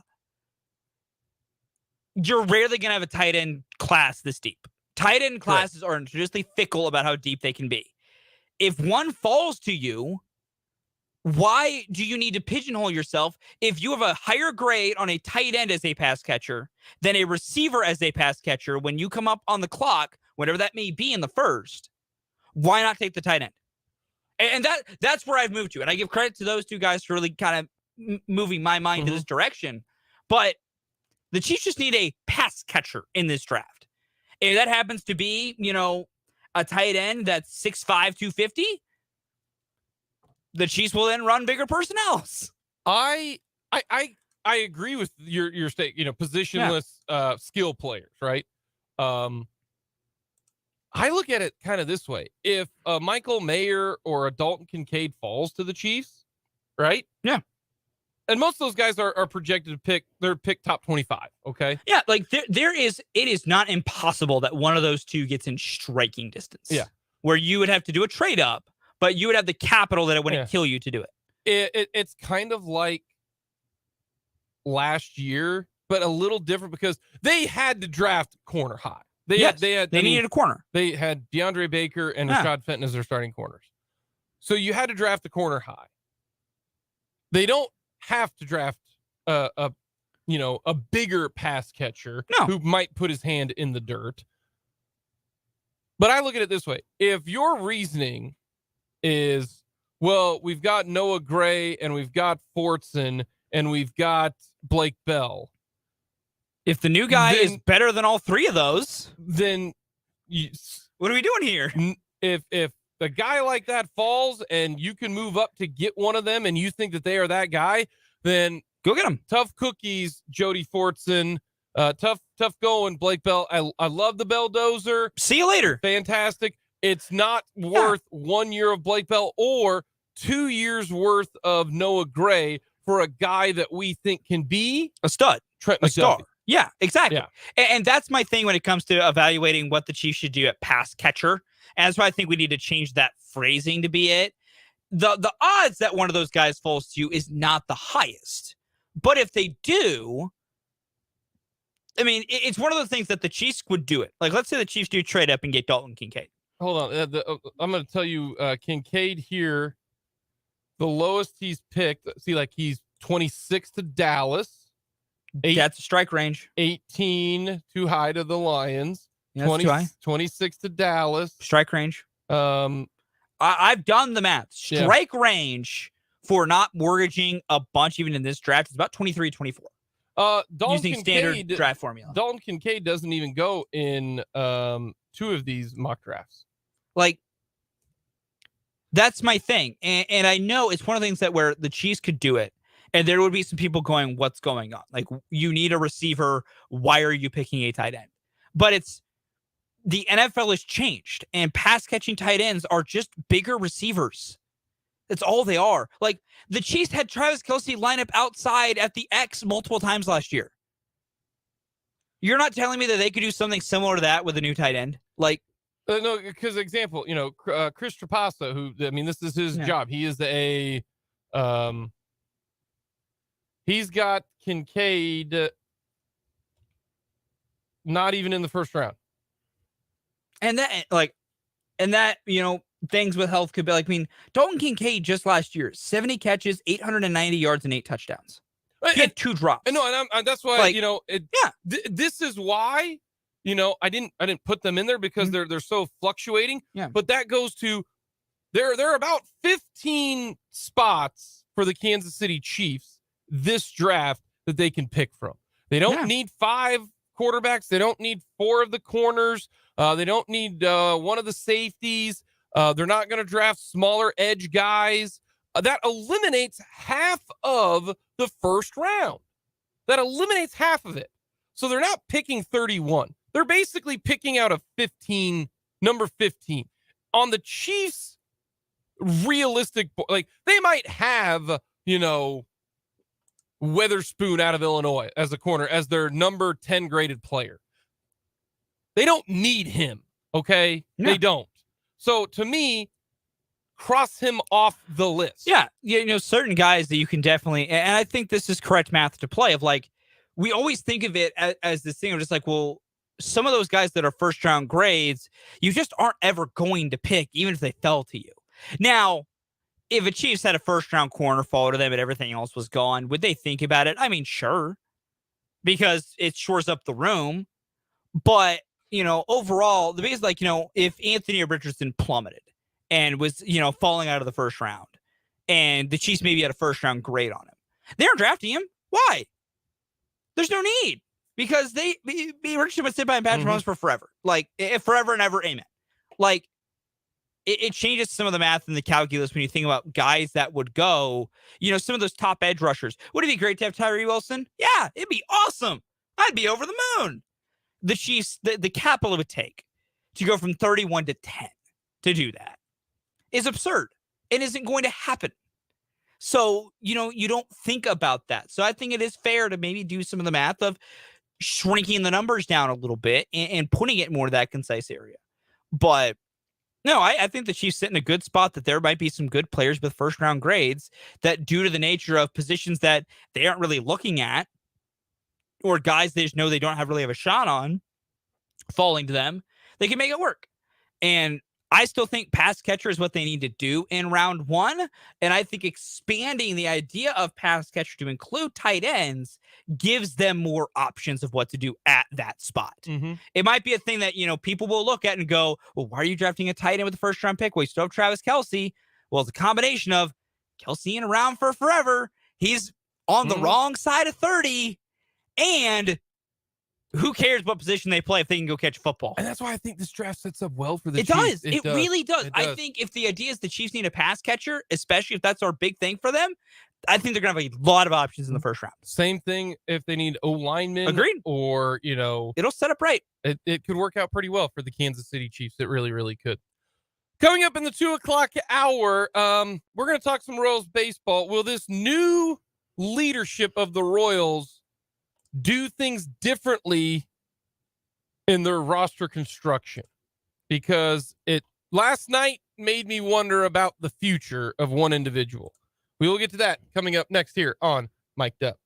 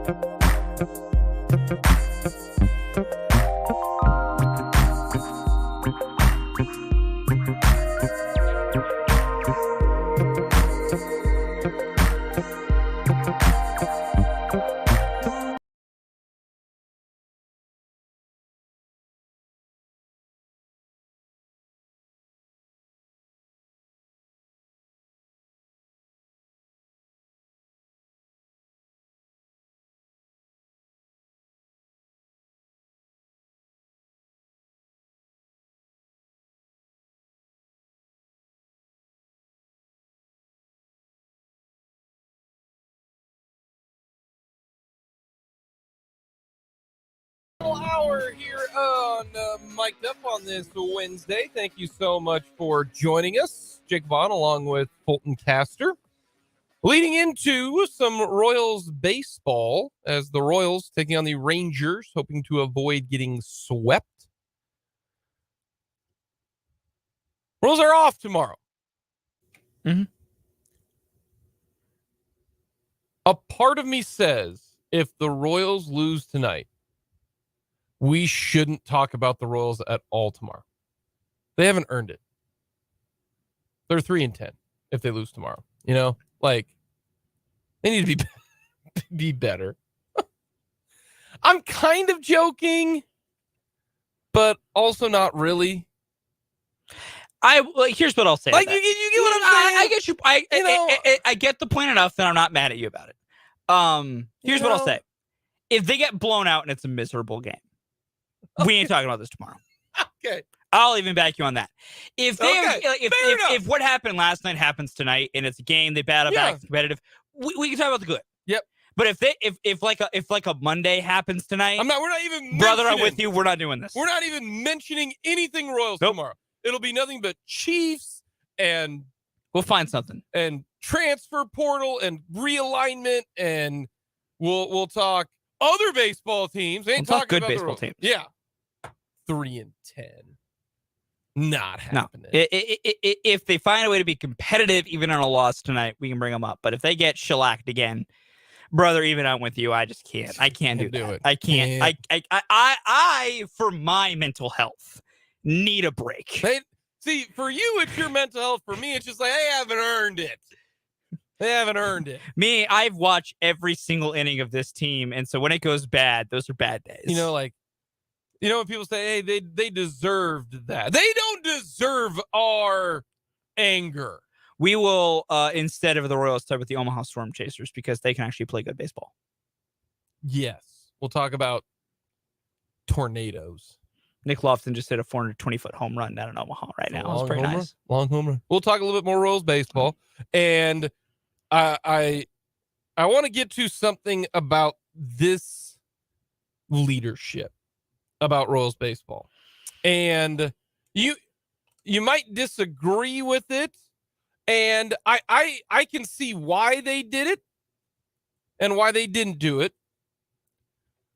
So I thought this was interesting. Royals Farm Report on social media posed the question: who is the bigger, definitely missed the trade window on that guy for the Royals? Whit Merrifield or Scott Barlow?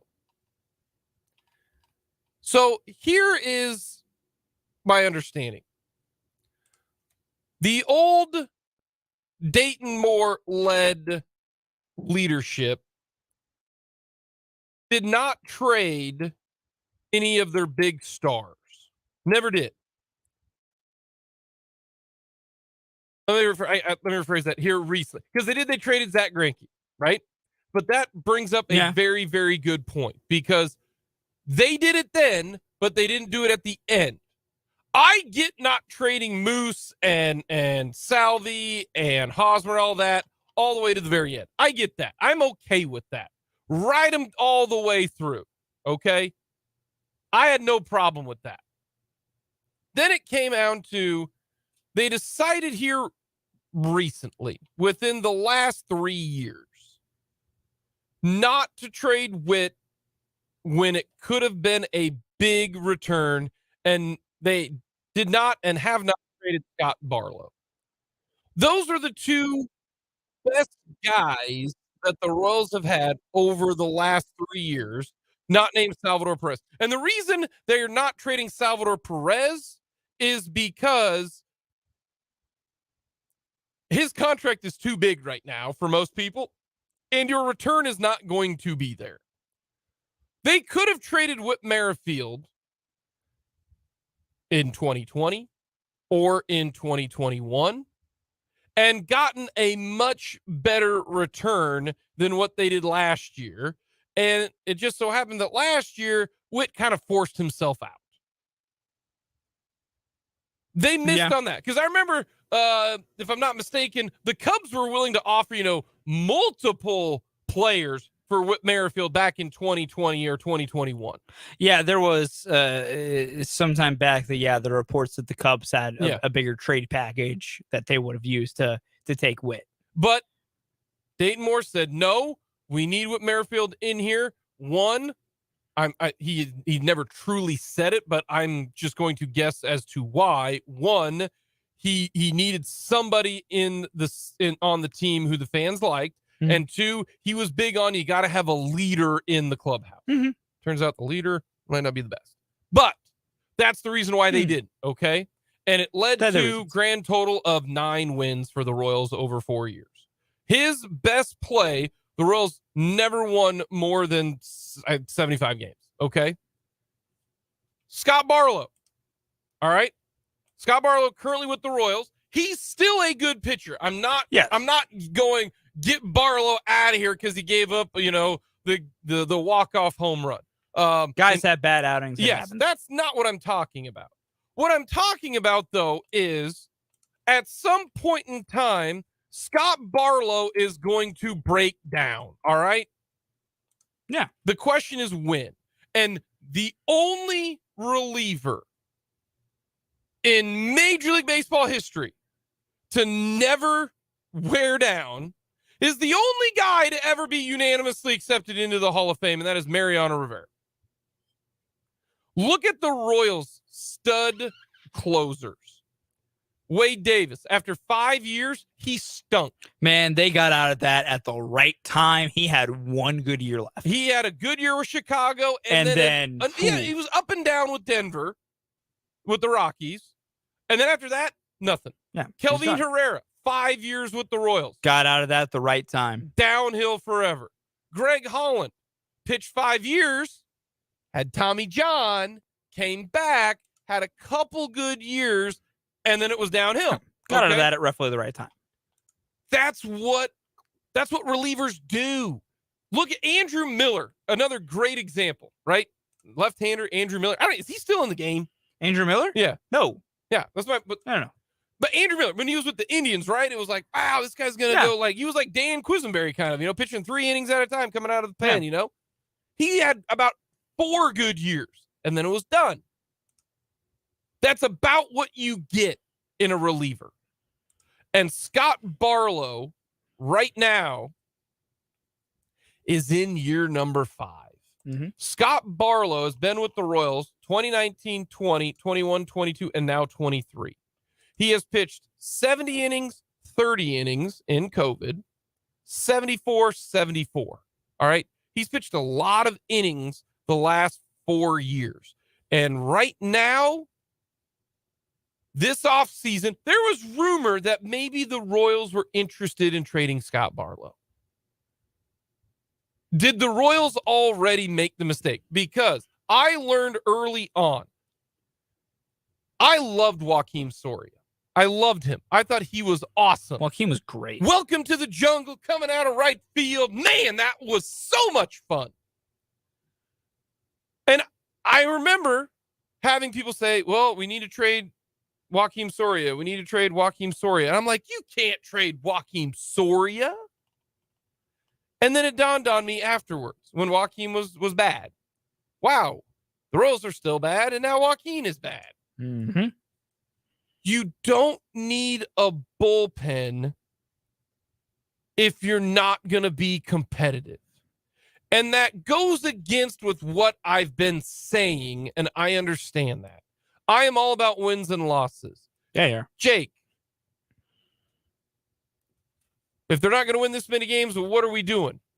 And that's correct. But and here is my reasoning, and you're looking at me with like death of fury right now, but I have an answer why. Yeah. The Royals tell me they're competitive.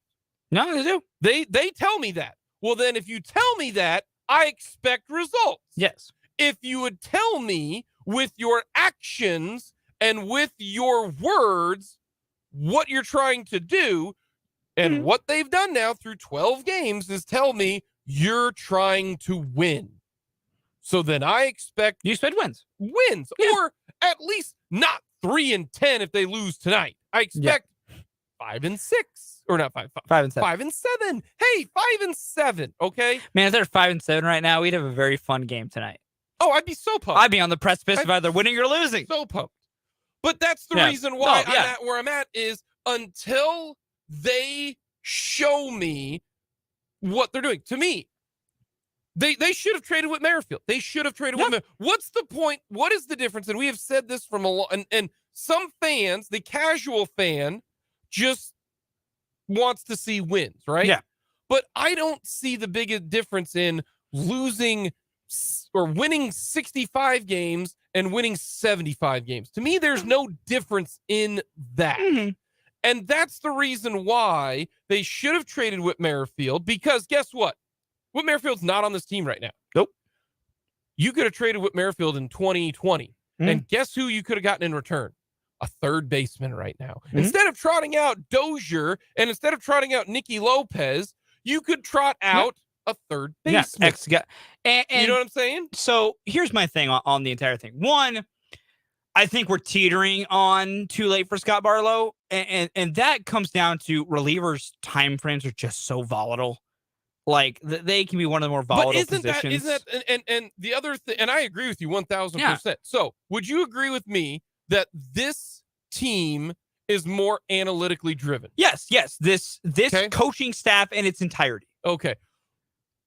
Then why didn't they trade Scott Barlow? Because analytically, numbers tell me after 30 years old, with the amount of work he's done, he's not going to produce when the Royals are going to be a winner next. So why didn't they trade him this offseason? Here's what I'll say. And to me, that comes down to the front office. And the front office must not have heard a package they liked, or they wanted at least one arm in the bullpen that they knew they could throw out and should be fine right now. It's an interesting question. I do not think it reflects at all about this organization or the new coaching staff not being who they say they are. Trades and things like that are such a front office decision that, for whatever reason, JJ and his people and John Sherman decided not to pull the trigger. I believe, from what I've seen from JJ last year's deadline, if the time comes, he's going to do it. But for whatever reason, they deemed the offseason not to be the time, or they were just not blown away with the offer. That is what it is. And I understand that. And I get their reasoning. Oh, well, we're not just going to give them away for pennies on the dollar. I get that. But what is better, to get something or to get nothing? To get nothing. And here's what I'll say this about Scott Barlow, and then a little bit of a larger point here. On Scott, we talk about analytics. Maybe the new guys looking at the numbers don't see a regression coming from Scott Barlow sooner rather than later. Maybe to them, the regression's not coming as quickly as we all think, and so they think they have more of a timeline. Like, okay. I'm not saying for sure, but that's just to play a little devil's advocate. I look at that, though, and okay. The next time the Royals are competitive to me is at 2025 at the earliest. And I don't think you are inherently wrong in that. However, I've made a constant comparison to 2012 with this team lately. If the Royals believe that they are at the 2012 stage, and they could, 3-10 doesn't speak right to that, but I like to remind everybody the 2012 team started 3-14. If they believe they're at that stage, then 86 wins this next year. And climbing up the standings this next year. And making the right moves could push you on the process of playoffs this next year. Did 86 and 20? Yes, 2013 they 86. Like 83. Nope, they went 72 wins in 2012, 86, 88, 95. Yeah, because they increased for 4 straight years. Yeah. 3 straight years. Well, 4 years straight because 72 to 86, 86, 88. Yeah. Either way, they could believe they're in that window, which I know sounds insane when a team's at 3-10, but I will say it one more time. The 2012 team started 3-14. So if they believe they're that, then they believe the window could open next year, which means maybe they think Scott is benefit. Like, I don't know. I think it is a question worth posing, and it is not a hard no or a hard yes. It is a potentially. Yeah. The track record for a good reliever, and Scott Barlow has been a good reliever. Very good. If you look at it, his ERAs and his the last 3 years numbers have been phenomenal. He's been 2.42, 2.18. 4.2 and 4.2 in 2020. I don't count 2020. Yeah. So he's been very, very good. He's only had 1 year where you would go, which was 2019 when he was 4.22. But with that, that's why I think the question is very fair to ask. This is going to be year 5. Do you need to consider doing it before the fall off? Yeah. And do you think Scott Barlow is the exception? Because we've just given you, several relievers who have fallen off after 5 years, and and relievers that are much better than Scott Barlow. Yeah, and now that's different. Scott Barlow doesn't throw as hard as Kelvin Herrera or Wade Davis or Greg Holland. He's a different style, but correct. And like I said, it's a good question to pose. Here's what I'll say on the whole topic in general, because this is where I've landed, and I feel like I've been a little bit different than a lot of Royals fans at some levels. When it comes to trading away players, and you are the type of market team that Kansas City is, you have got to remove your heart from the equation.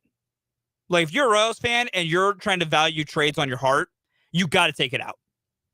I've said this once and I'll say it again, and I will never change my opinion on this. They should have traded those 3 players. Eric Hosmer, Mike Moustakas, Lorenzo Cain should have been traded in 2017. They should have been moved at that deadline because at the deadline. At the deadline. Yes.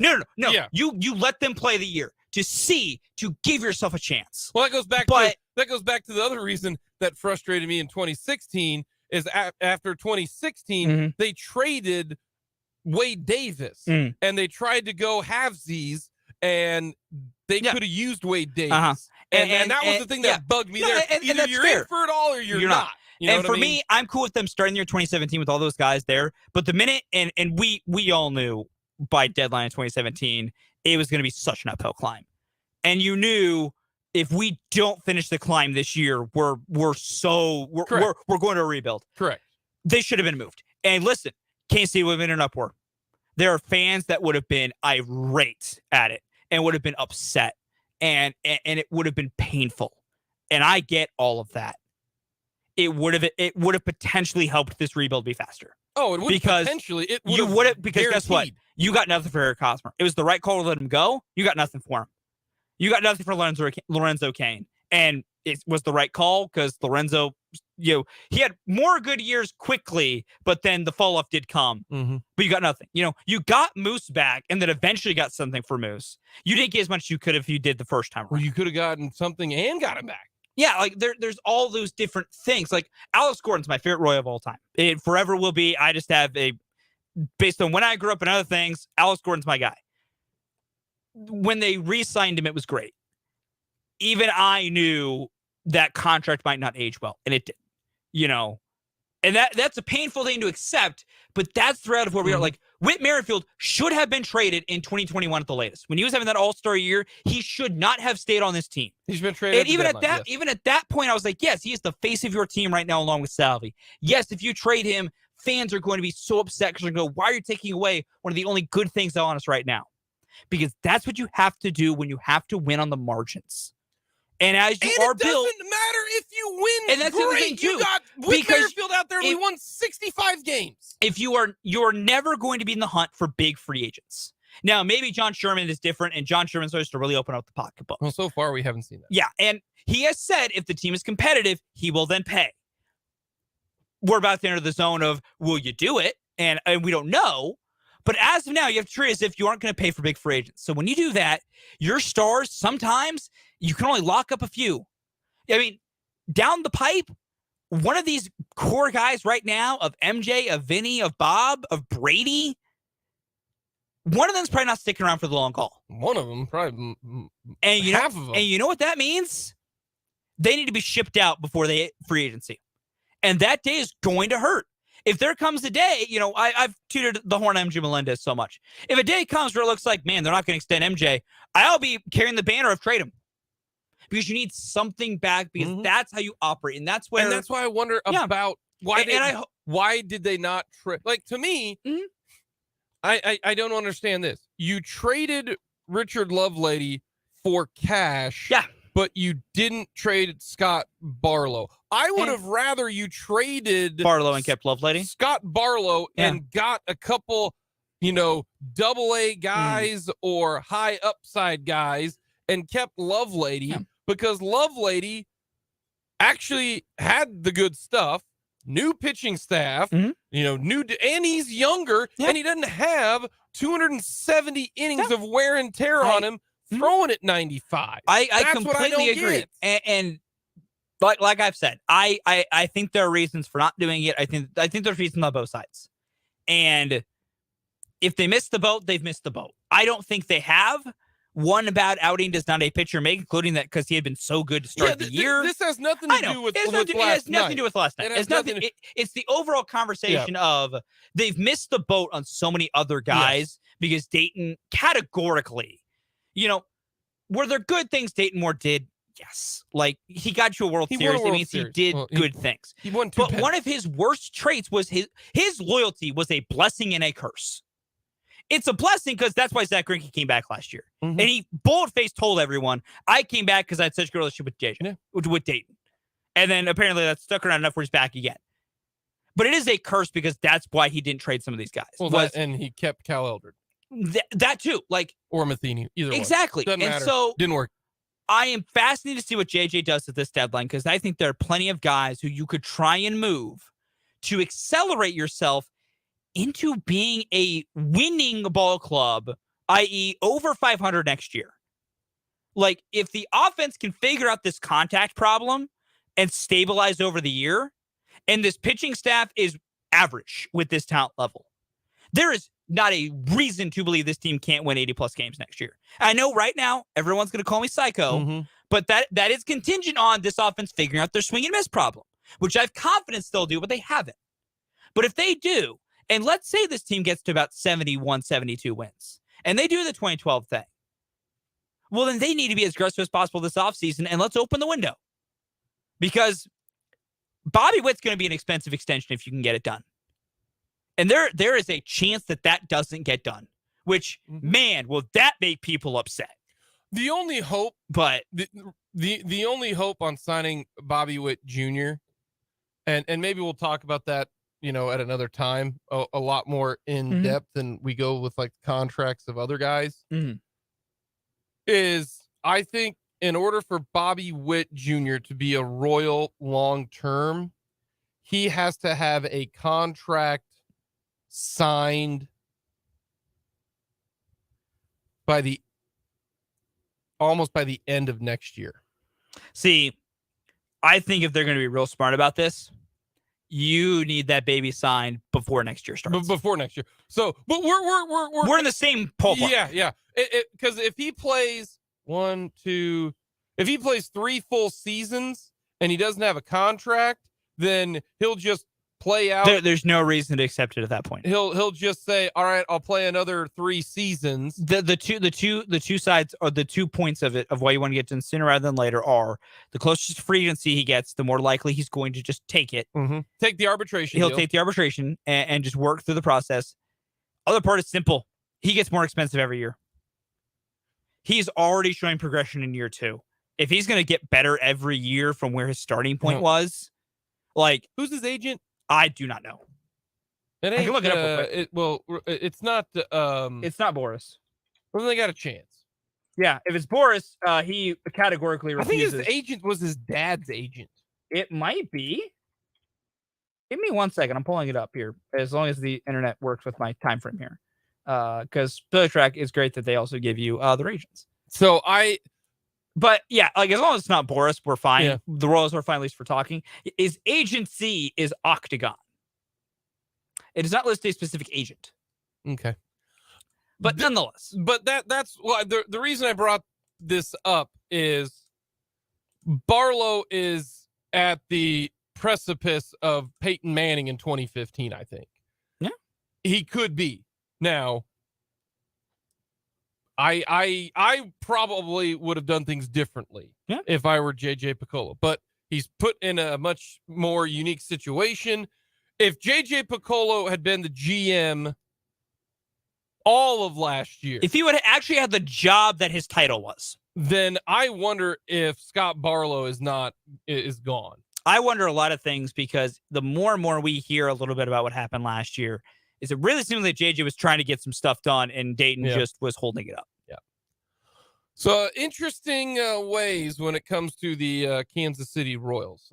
We'll get to some more Royals just a second, but coming up next, the tier maker. I thought this was interesting, where you rate,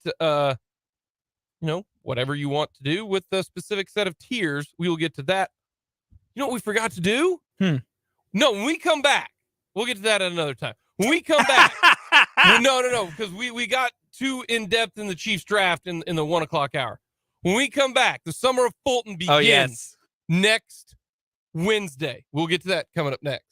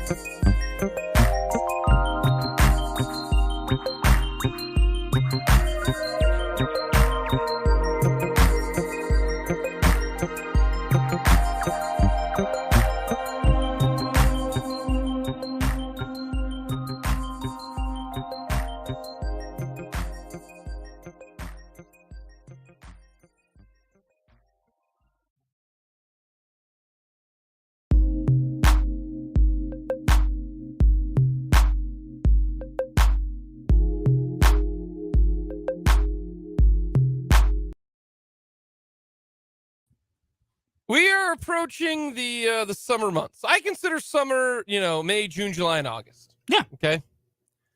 Well, and with the way the heat's coming on, maybe a little sooner. I know. Love the heat. Fulton, Jake, I'm excited for this. I know you are. You've been very excited about this because I want you to try some new things. Yeah. All right. So we are going to call this the Summer of Fulton. Trademark pending. Trademark pending. So we are going to give Fulton an option for a week. You get a full 7 days, and you cannot use your extension this week or next week, but I'll give you an extension. Okay. So you can be like, hey, something came up, I didn't have time to get a thing done. Now, most of these things that we're going to do are really small things that take me like 3 hours in a day. Well, maybe even less than that. Yeah. Okay. So these are things that you have never done, and we want you to experience. Yes. Okay. Jake believes it is usually absolutely insane. I've not done the things he will present. You've already knocked off one of those things that we were going to have you do. I did.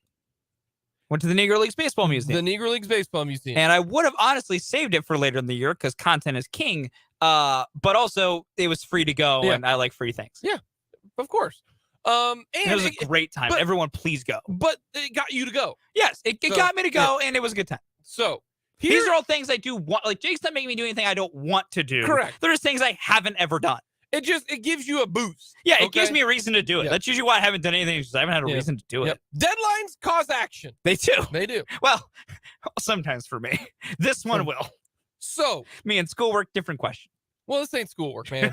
It's more fun. Man, busy work. I hate busy work. Hate busy work.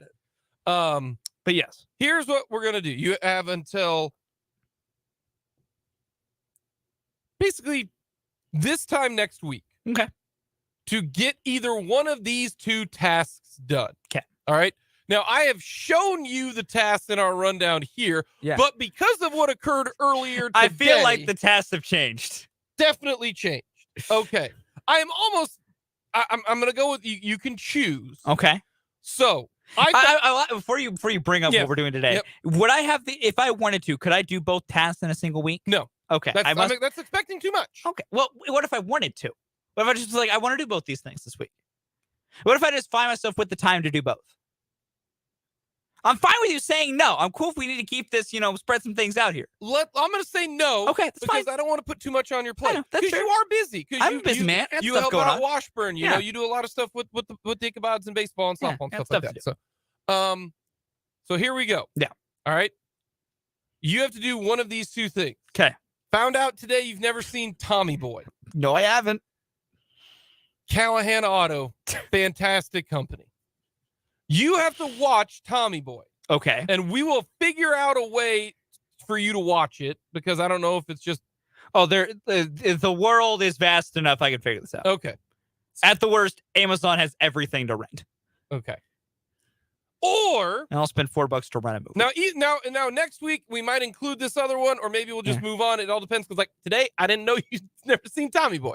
Things happen. Yes. Okay, so I have to watch Tommy Boy or you have to go to the Brown versus Board of Education Museum. Okay. Or experience the building. You got to go down there on 17th Street. Okay. So you can choose one of those two. Okay.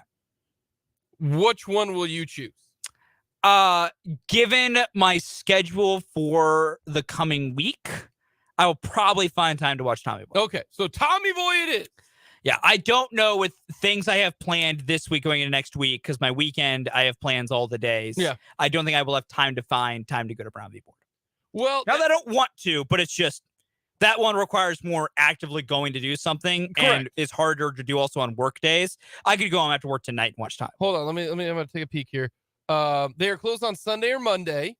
Yeah, see, it even takes out a couple days I could have out. Yes, so that's why. Yeah. This is why I'm giving you options. I appreciate the options. So, a good time would be Royals Day game.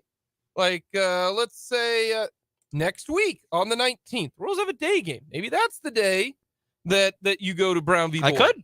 I'd have more time that day. Okay. Get out of work a little bit earlier thanks to the Royals. Yeah, so next week it'll be Thursday is what we'll have to do it. So Thursday. You get an extra day courtesy of the Kansas City Royals. Nice, boys. You have finally did something right for me. You have until the 20th. Okay. To watch Tommy Boy. Just a classic. I'm excited for this. Jake, I hope you and the listeners are ready. Please follow me at Fulton Castro on Twitter because I will be live tweeting Tommy Boy. Yes. I will be live tweeting Tommy Boy. You need to. When do you think you will? Because we need to let people know. There's a chance tomorrow night because there's no Royals. Okay. If not, it might be pushing Monday or Tuesday next week. I don't know if I'll have time this weekend. It's 90 minutes of, and I'll wonder if it holds I find up. It's funny. Yeah, if it holds up because I watched it when it came out when I was 14 years old or whatever it is. 1995. Yeah, I was 11. I was not born yet. 11-year-old Jake thought Chris Farley was literally the funniest person in the world. I do love Chris Farley, so I will probably find it entertaining because I do love Chris Farley. Yeah. So rest in peace to the king. We will do that coming up on 420. How about that? Oh, what a day that'll be. Coming up next, the Royals. Hey, congratulations. You just told me what you think of Hunter Dozier. Now I expect a decision because of it. We'll get to that next.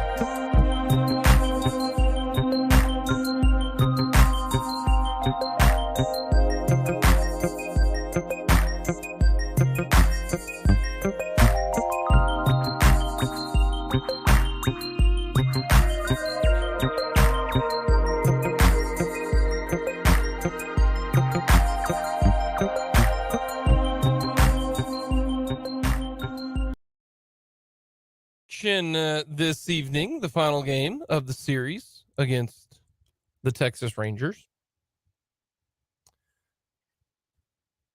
The Royals, they made a decision about Hunter Dozier. In a way, yeah. So I expect them to continue that. All right. Just like if we're playing blackjack and you are a guy who is not aggressive and there are some people who hit every time on 15. There are some people who never hit on 15. To me, you need to choose one or the two. You're either a guy who hits on 15 or you don't. Okay. I had a dealer in Vegas tell me that one time because I was waffling on what to do. Now, it always depends on, I know people are out there, Jake, what about what the dealer has? Yes. If the dealer's got a 6 and you hit on 15, I'm gonna leave the table. I'm gonna leave the table. I might do. If there's a face card, there's what I'm more referring to. If there is a 7, 8, 9, or a face card or a 10, and you got 15, it's kind of your choice, right? Yeah. You can You're hit. screwed no matter what. You cannot, right? If it's a 6, a 5, a 4, if you hit, I'm going to smack you. I'm going to smack you. But the Royals in this situation made a determining factor last night. In a crucial at-bat, they said, Hunter Dozier, you are not good enough. So we are going to pinch hit you. They did. And they did. For Nicky Lopez. Fulton, I know we both understand why the Royals are doing what they're doing with Hunter Dozier. Maybe he can play well enough that he will get some type of trade bait. I understand why they're doing it. You have more faith in Hunter Dozier than I do. I wouldn't go that far. They showed yesterday with their actions what they think of Hunter Dozier. If you are willing to pinch hit Hunter Dozier, a third baseman who's supposed to have some power and speed and power to the gaps and everything and hits the ball hard, for a guy who's a slap hitter on his OPS is 53 every year. Yeah.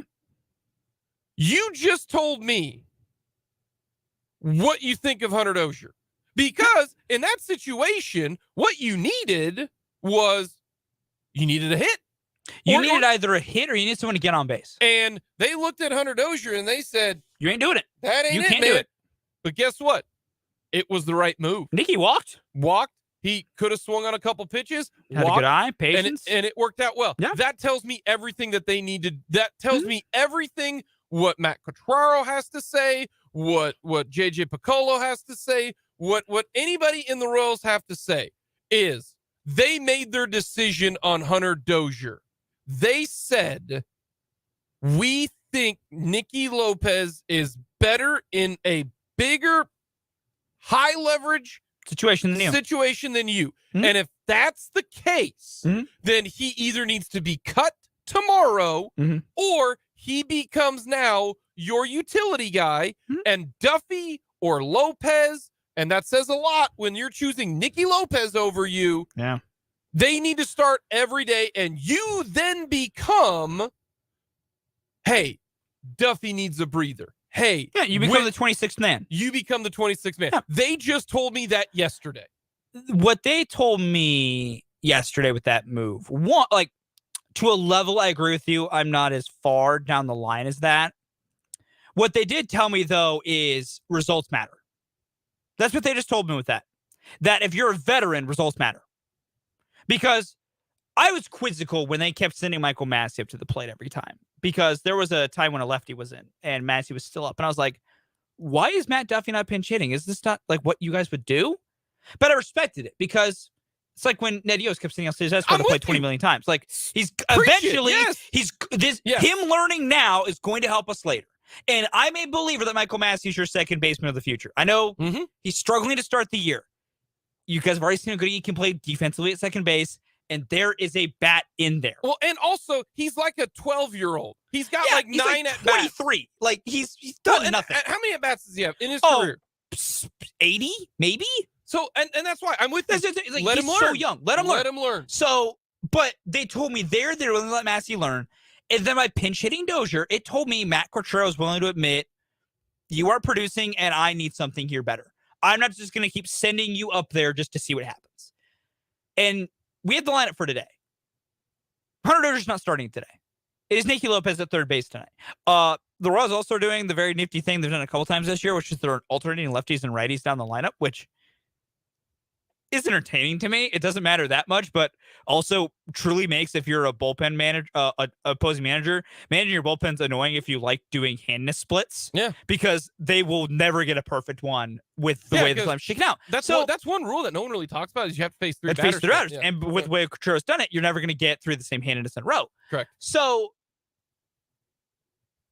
what last night told me is Hunter Dozier should not be the default third baseman. And the third baseman needs to be a rotating position. Now, Hunter Dozier's probably going to still play more than people would like him to play. That's the fact of the matter.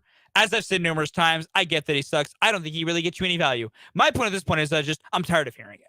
Like that's where I'm at. I'm just tired of hearing the complaints. I'm so over. I know, and I don't complain. I don't. And like I said, it's not even like it's just everyone, and that's where I'm at. Yeah.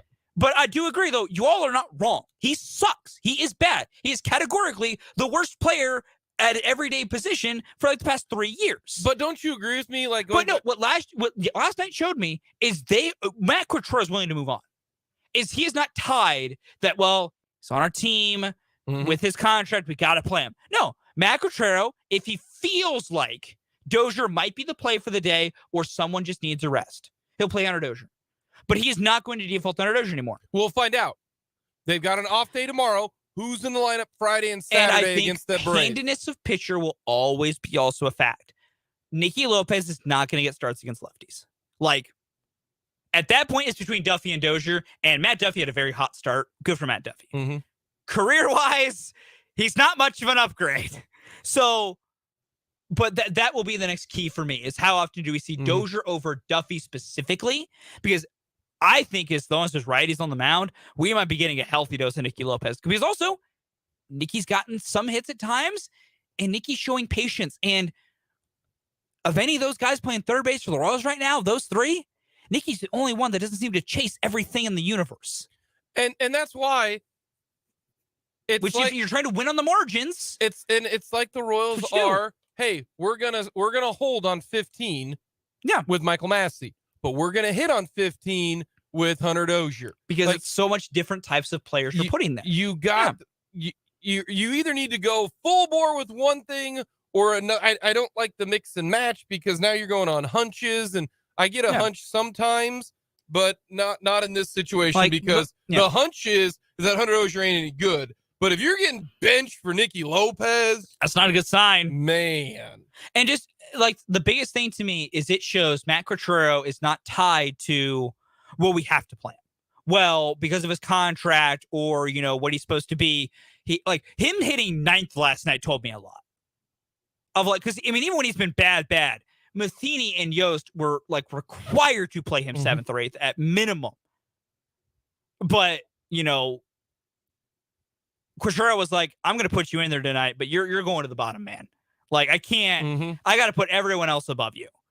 And I think Quatraro's learning on the job, and this is even more indicative of they are going to learn and do things a bit differently and to not be so afraid that this coaching staff, to me, the longer time you give them to study what's happening, the more they're going to come to the right conclusions. Because I think they were just saying, let's see what Hunter does for a couple weeks. The numbers starting to tell them, oh boy, he's just not figuring anything out. So it's just, well, we're going to, that's why the wacky lineups have been a thing, and they're always going to kind of be a thing. But the wacky lineups also solidified a little bit because they're starting to figure out what guys are truly the guys we need to play every day. And what do we need to do? This is a coaching staff that almost all of them are in new spots for the first time and learning what they need to do. Give them some time, but this is a positive sign that I think they are willing to be like, Dozier, if you ain't it, you ain't it. And I will be fascinated to see how much he plays against Atlanta. Because I haven't looked at those pitching probables yet, but I'm going to guess it's not good. It's not going to be fun. No matter what, it's not going to be fun. But, I mean, if there's a lefty, we might see Hunter Dozier. If Max Fried pitches, when he'll carve up anyone. But they might throw Dozier because he's going to want to probably stack the lineup with righties. And at that point, between Dozier and Duffy, like I said, I literally threw my hands up. Like, Duffy started hot. Back of the baseball card for Duffy's pretty extensive, and it's not the best. We don't have time to get you fired up, but, there is a guy that you would rather have there right now. Oh, yeah, there is. And his name is Michael Garcia. Coming up next, though, we will get to the mic drop.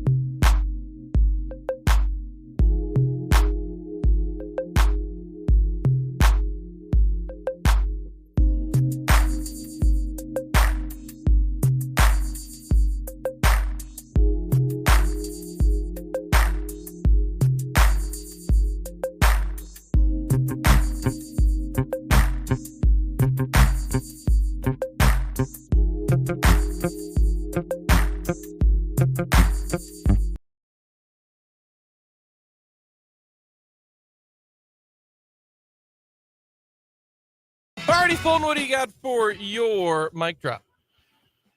The Royals' first year off day comes up tomorrow, which means this kind of marks the end of that first week of the season. And at best, they are going to be 4-9, which I understand is brutal and not fun and painful. Trust me, I know I lost a bet because of it. That being said, depending on what happens tonight, there could be enough positive things from the 4-9 start where you can feel a little bit good about how this is going to go. Because this Atlanta series is going to be rough coming up this weekend, so try to find positives before that happens. They told me what they think of Hunter Dozier. They think Nicky Lopez in the clutch is better than Hunter Dozier. And if Nicky Lopez is a better option, it's time to move on from Hunter Dozier. You told me that last night. That'll do it for this edition of Mic'd Up. We might not even talk Royals tomorrow because, well, we might just be fed up with it. But, hey, who knows? Maybe they'll get a win. We'll get a win. Coming up, we got 580 Sports Talk Royals Baseball. We'll talk to you tomorrow at noon.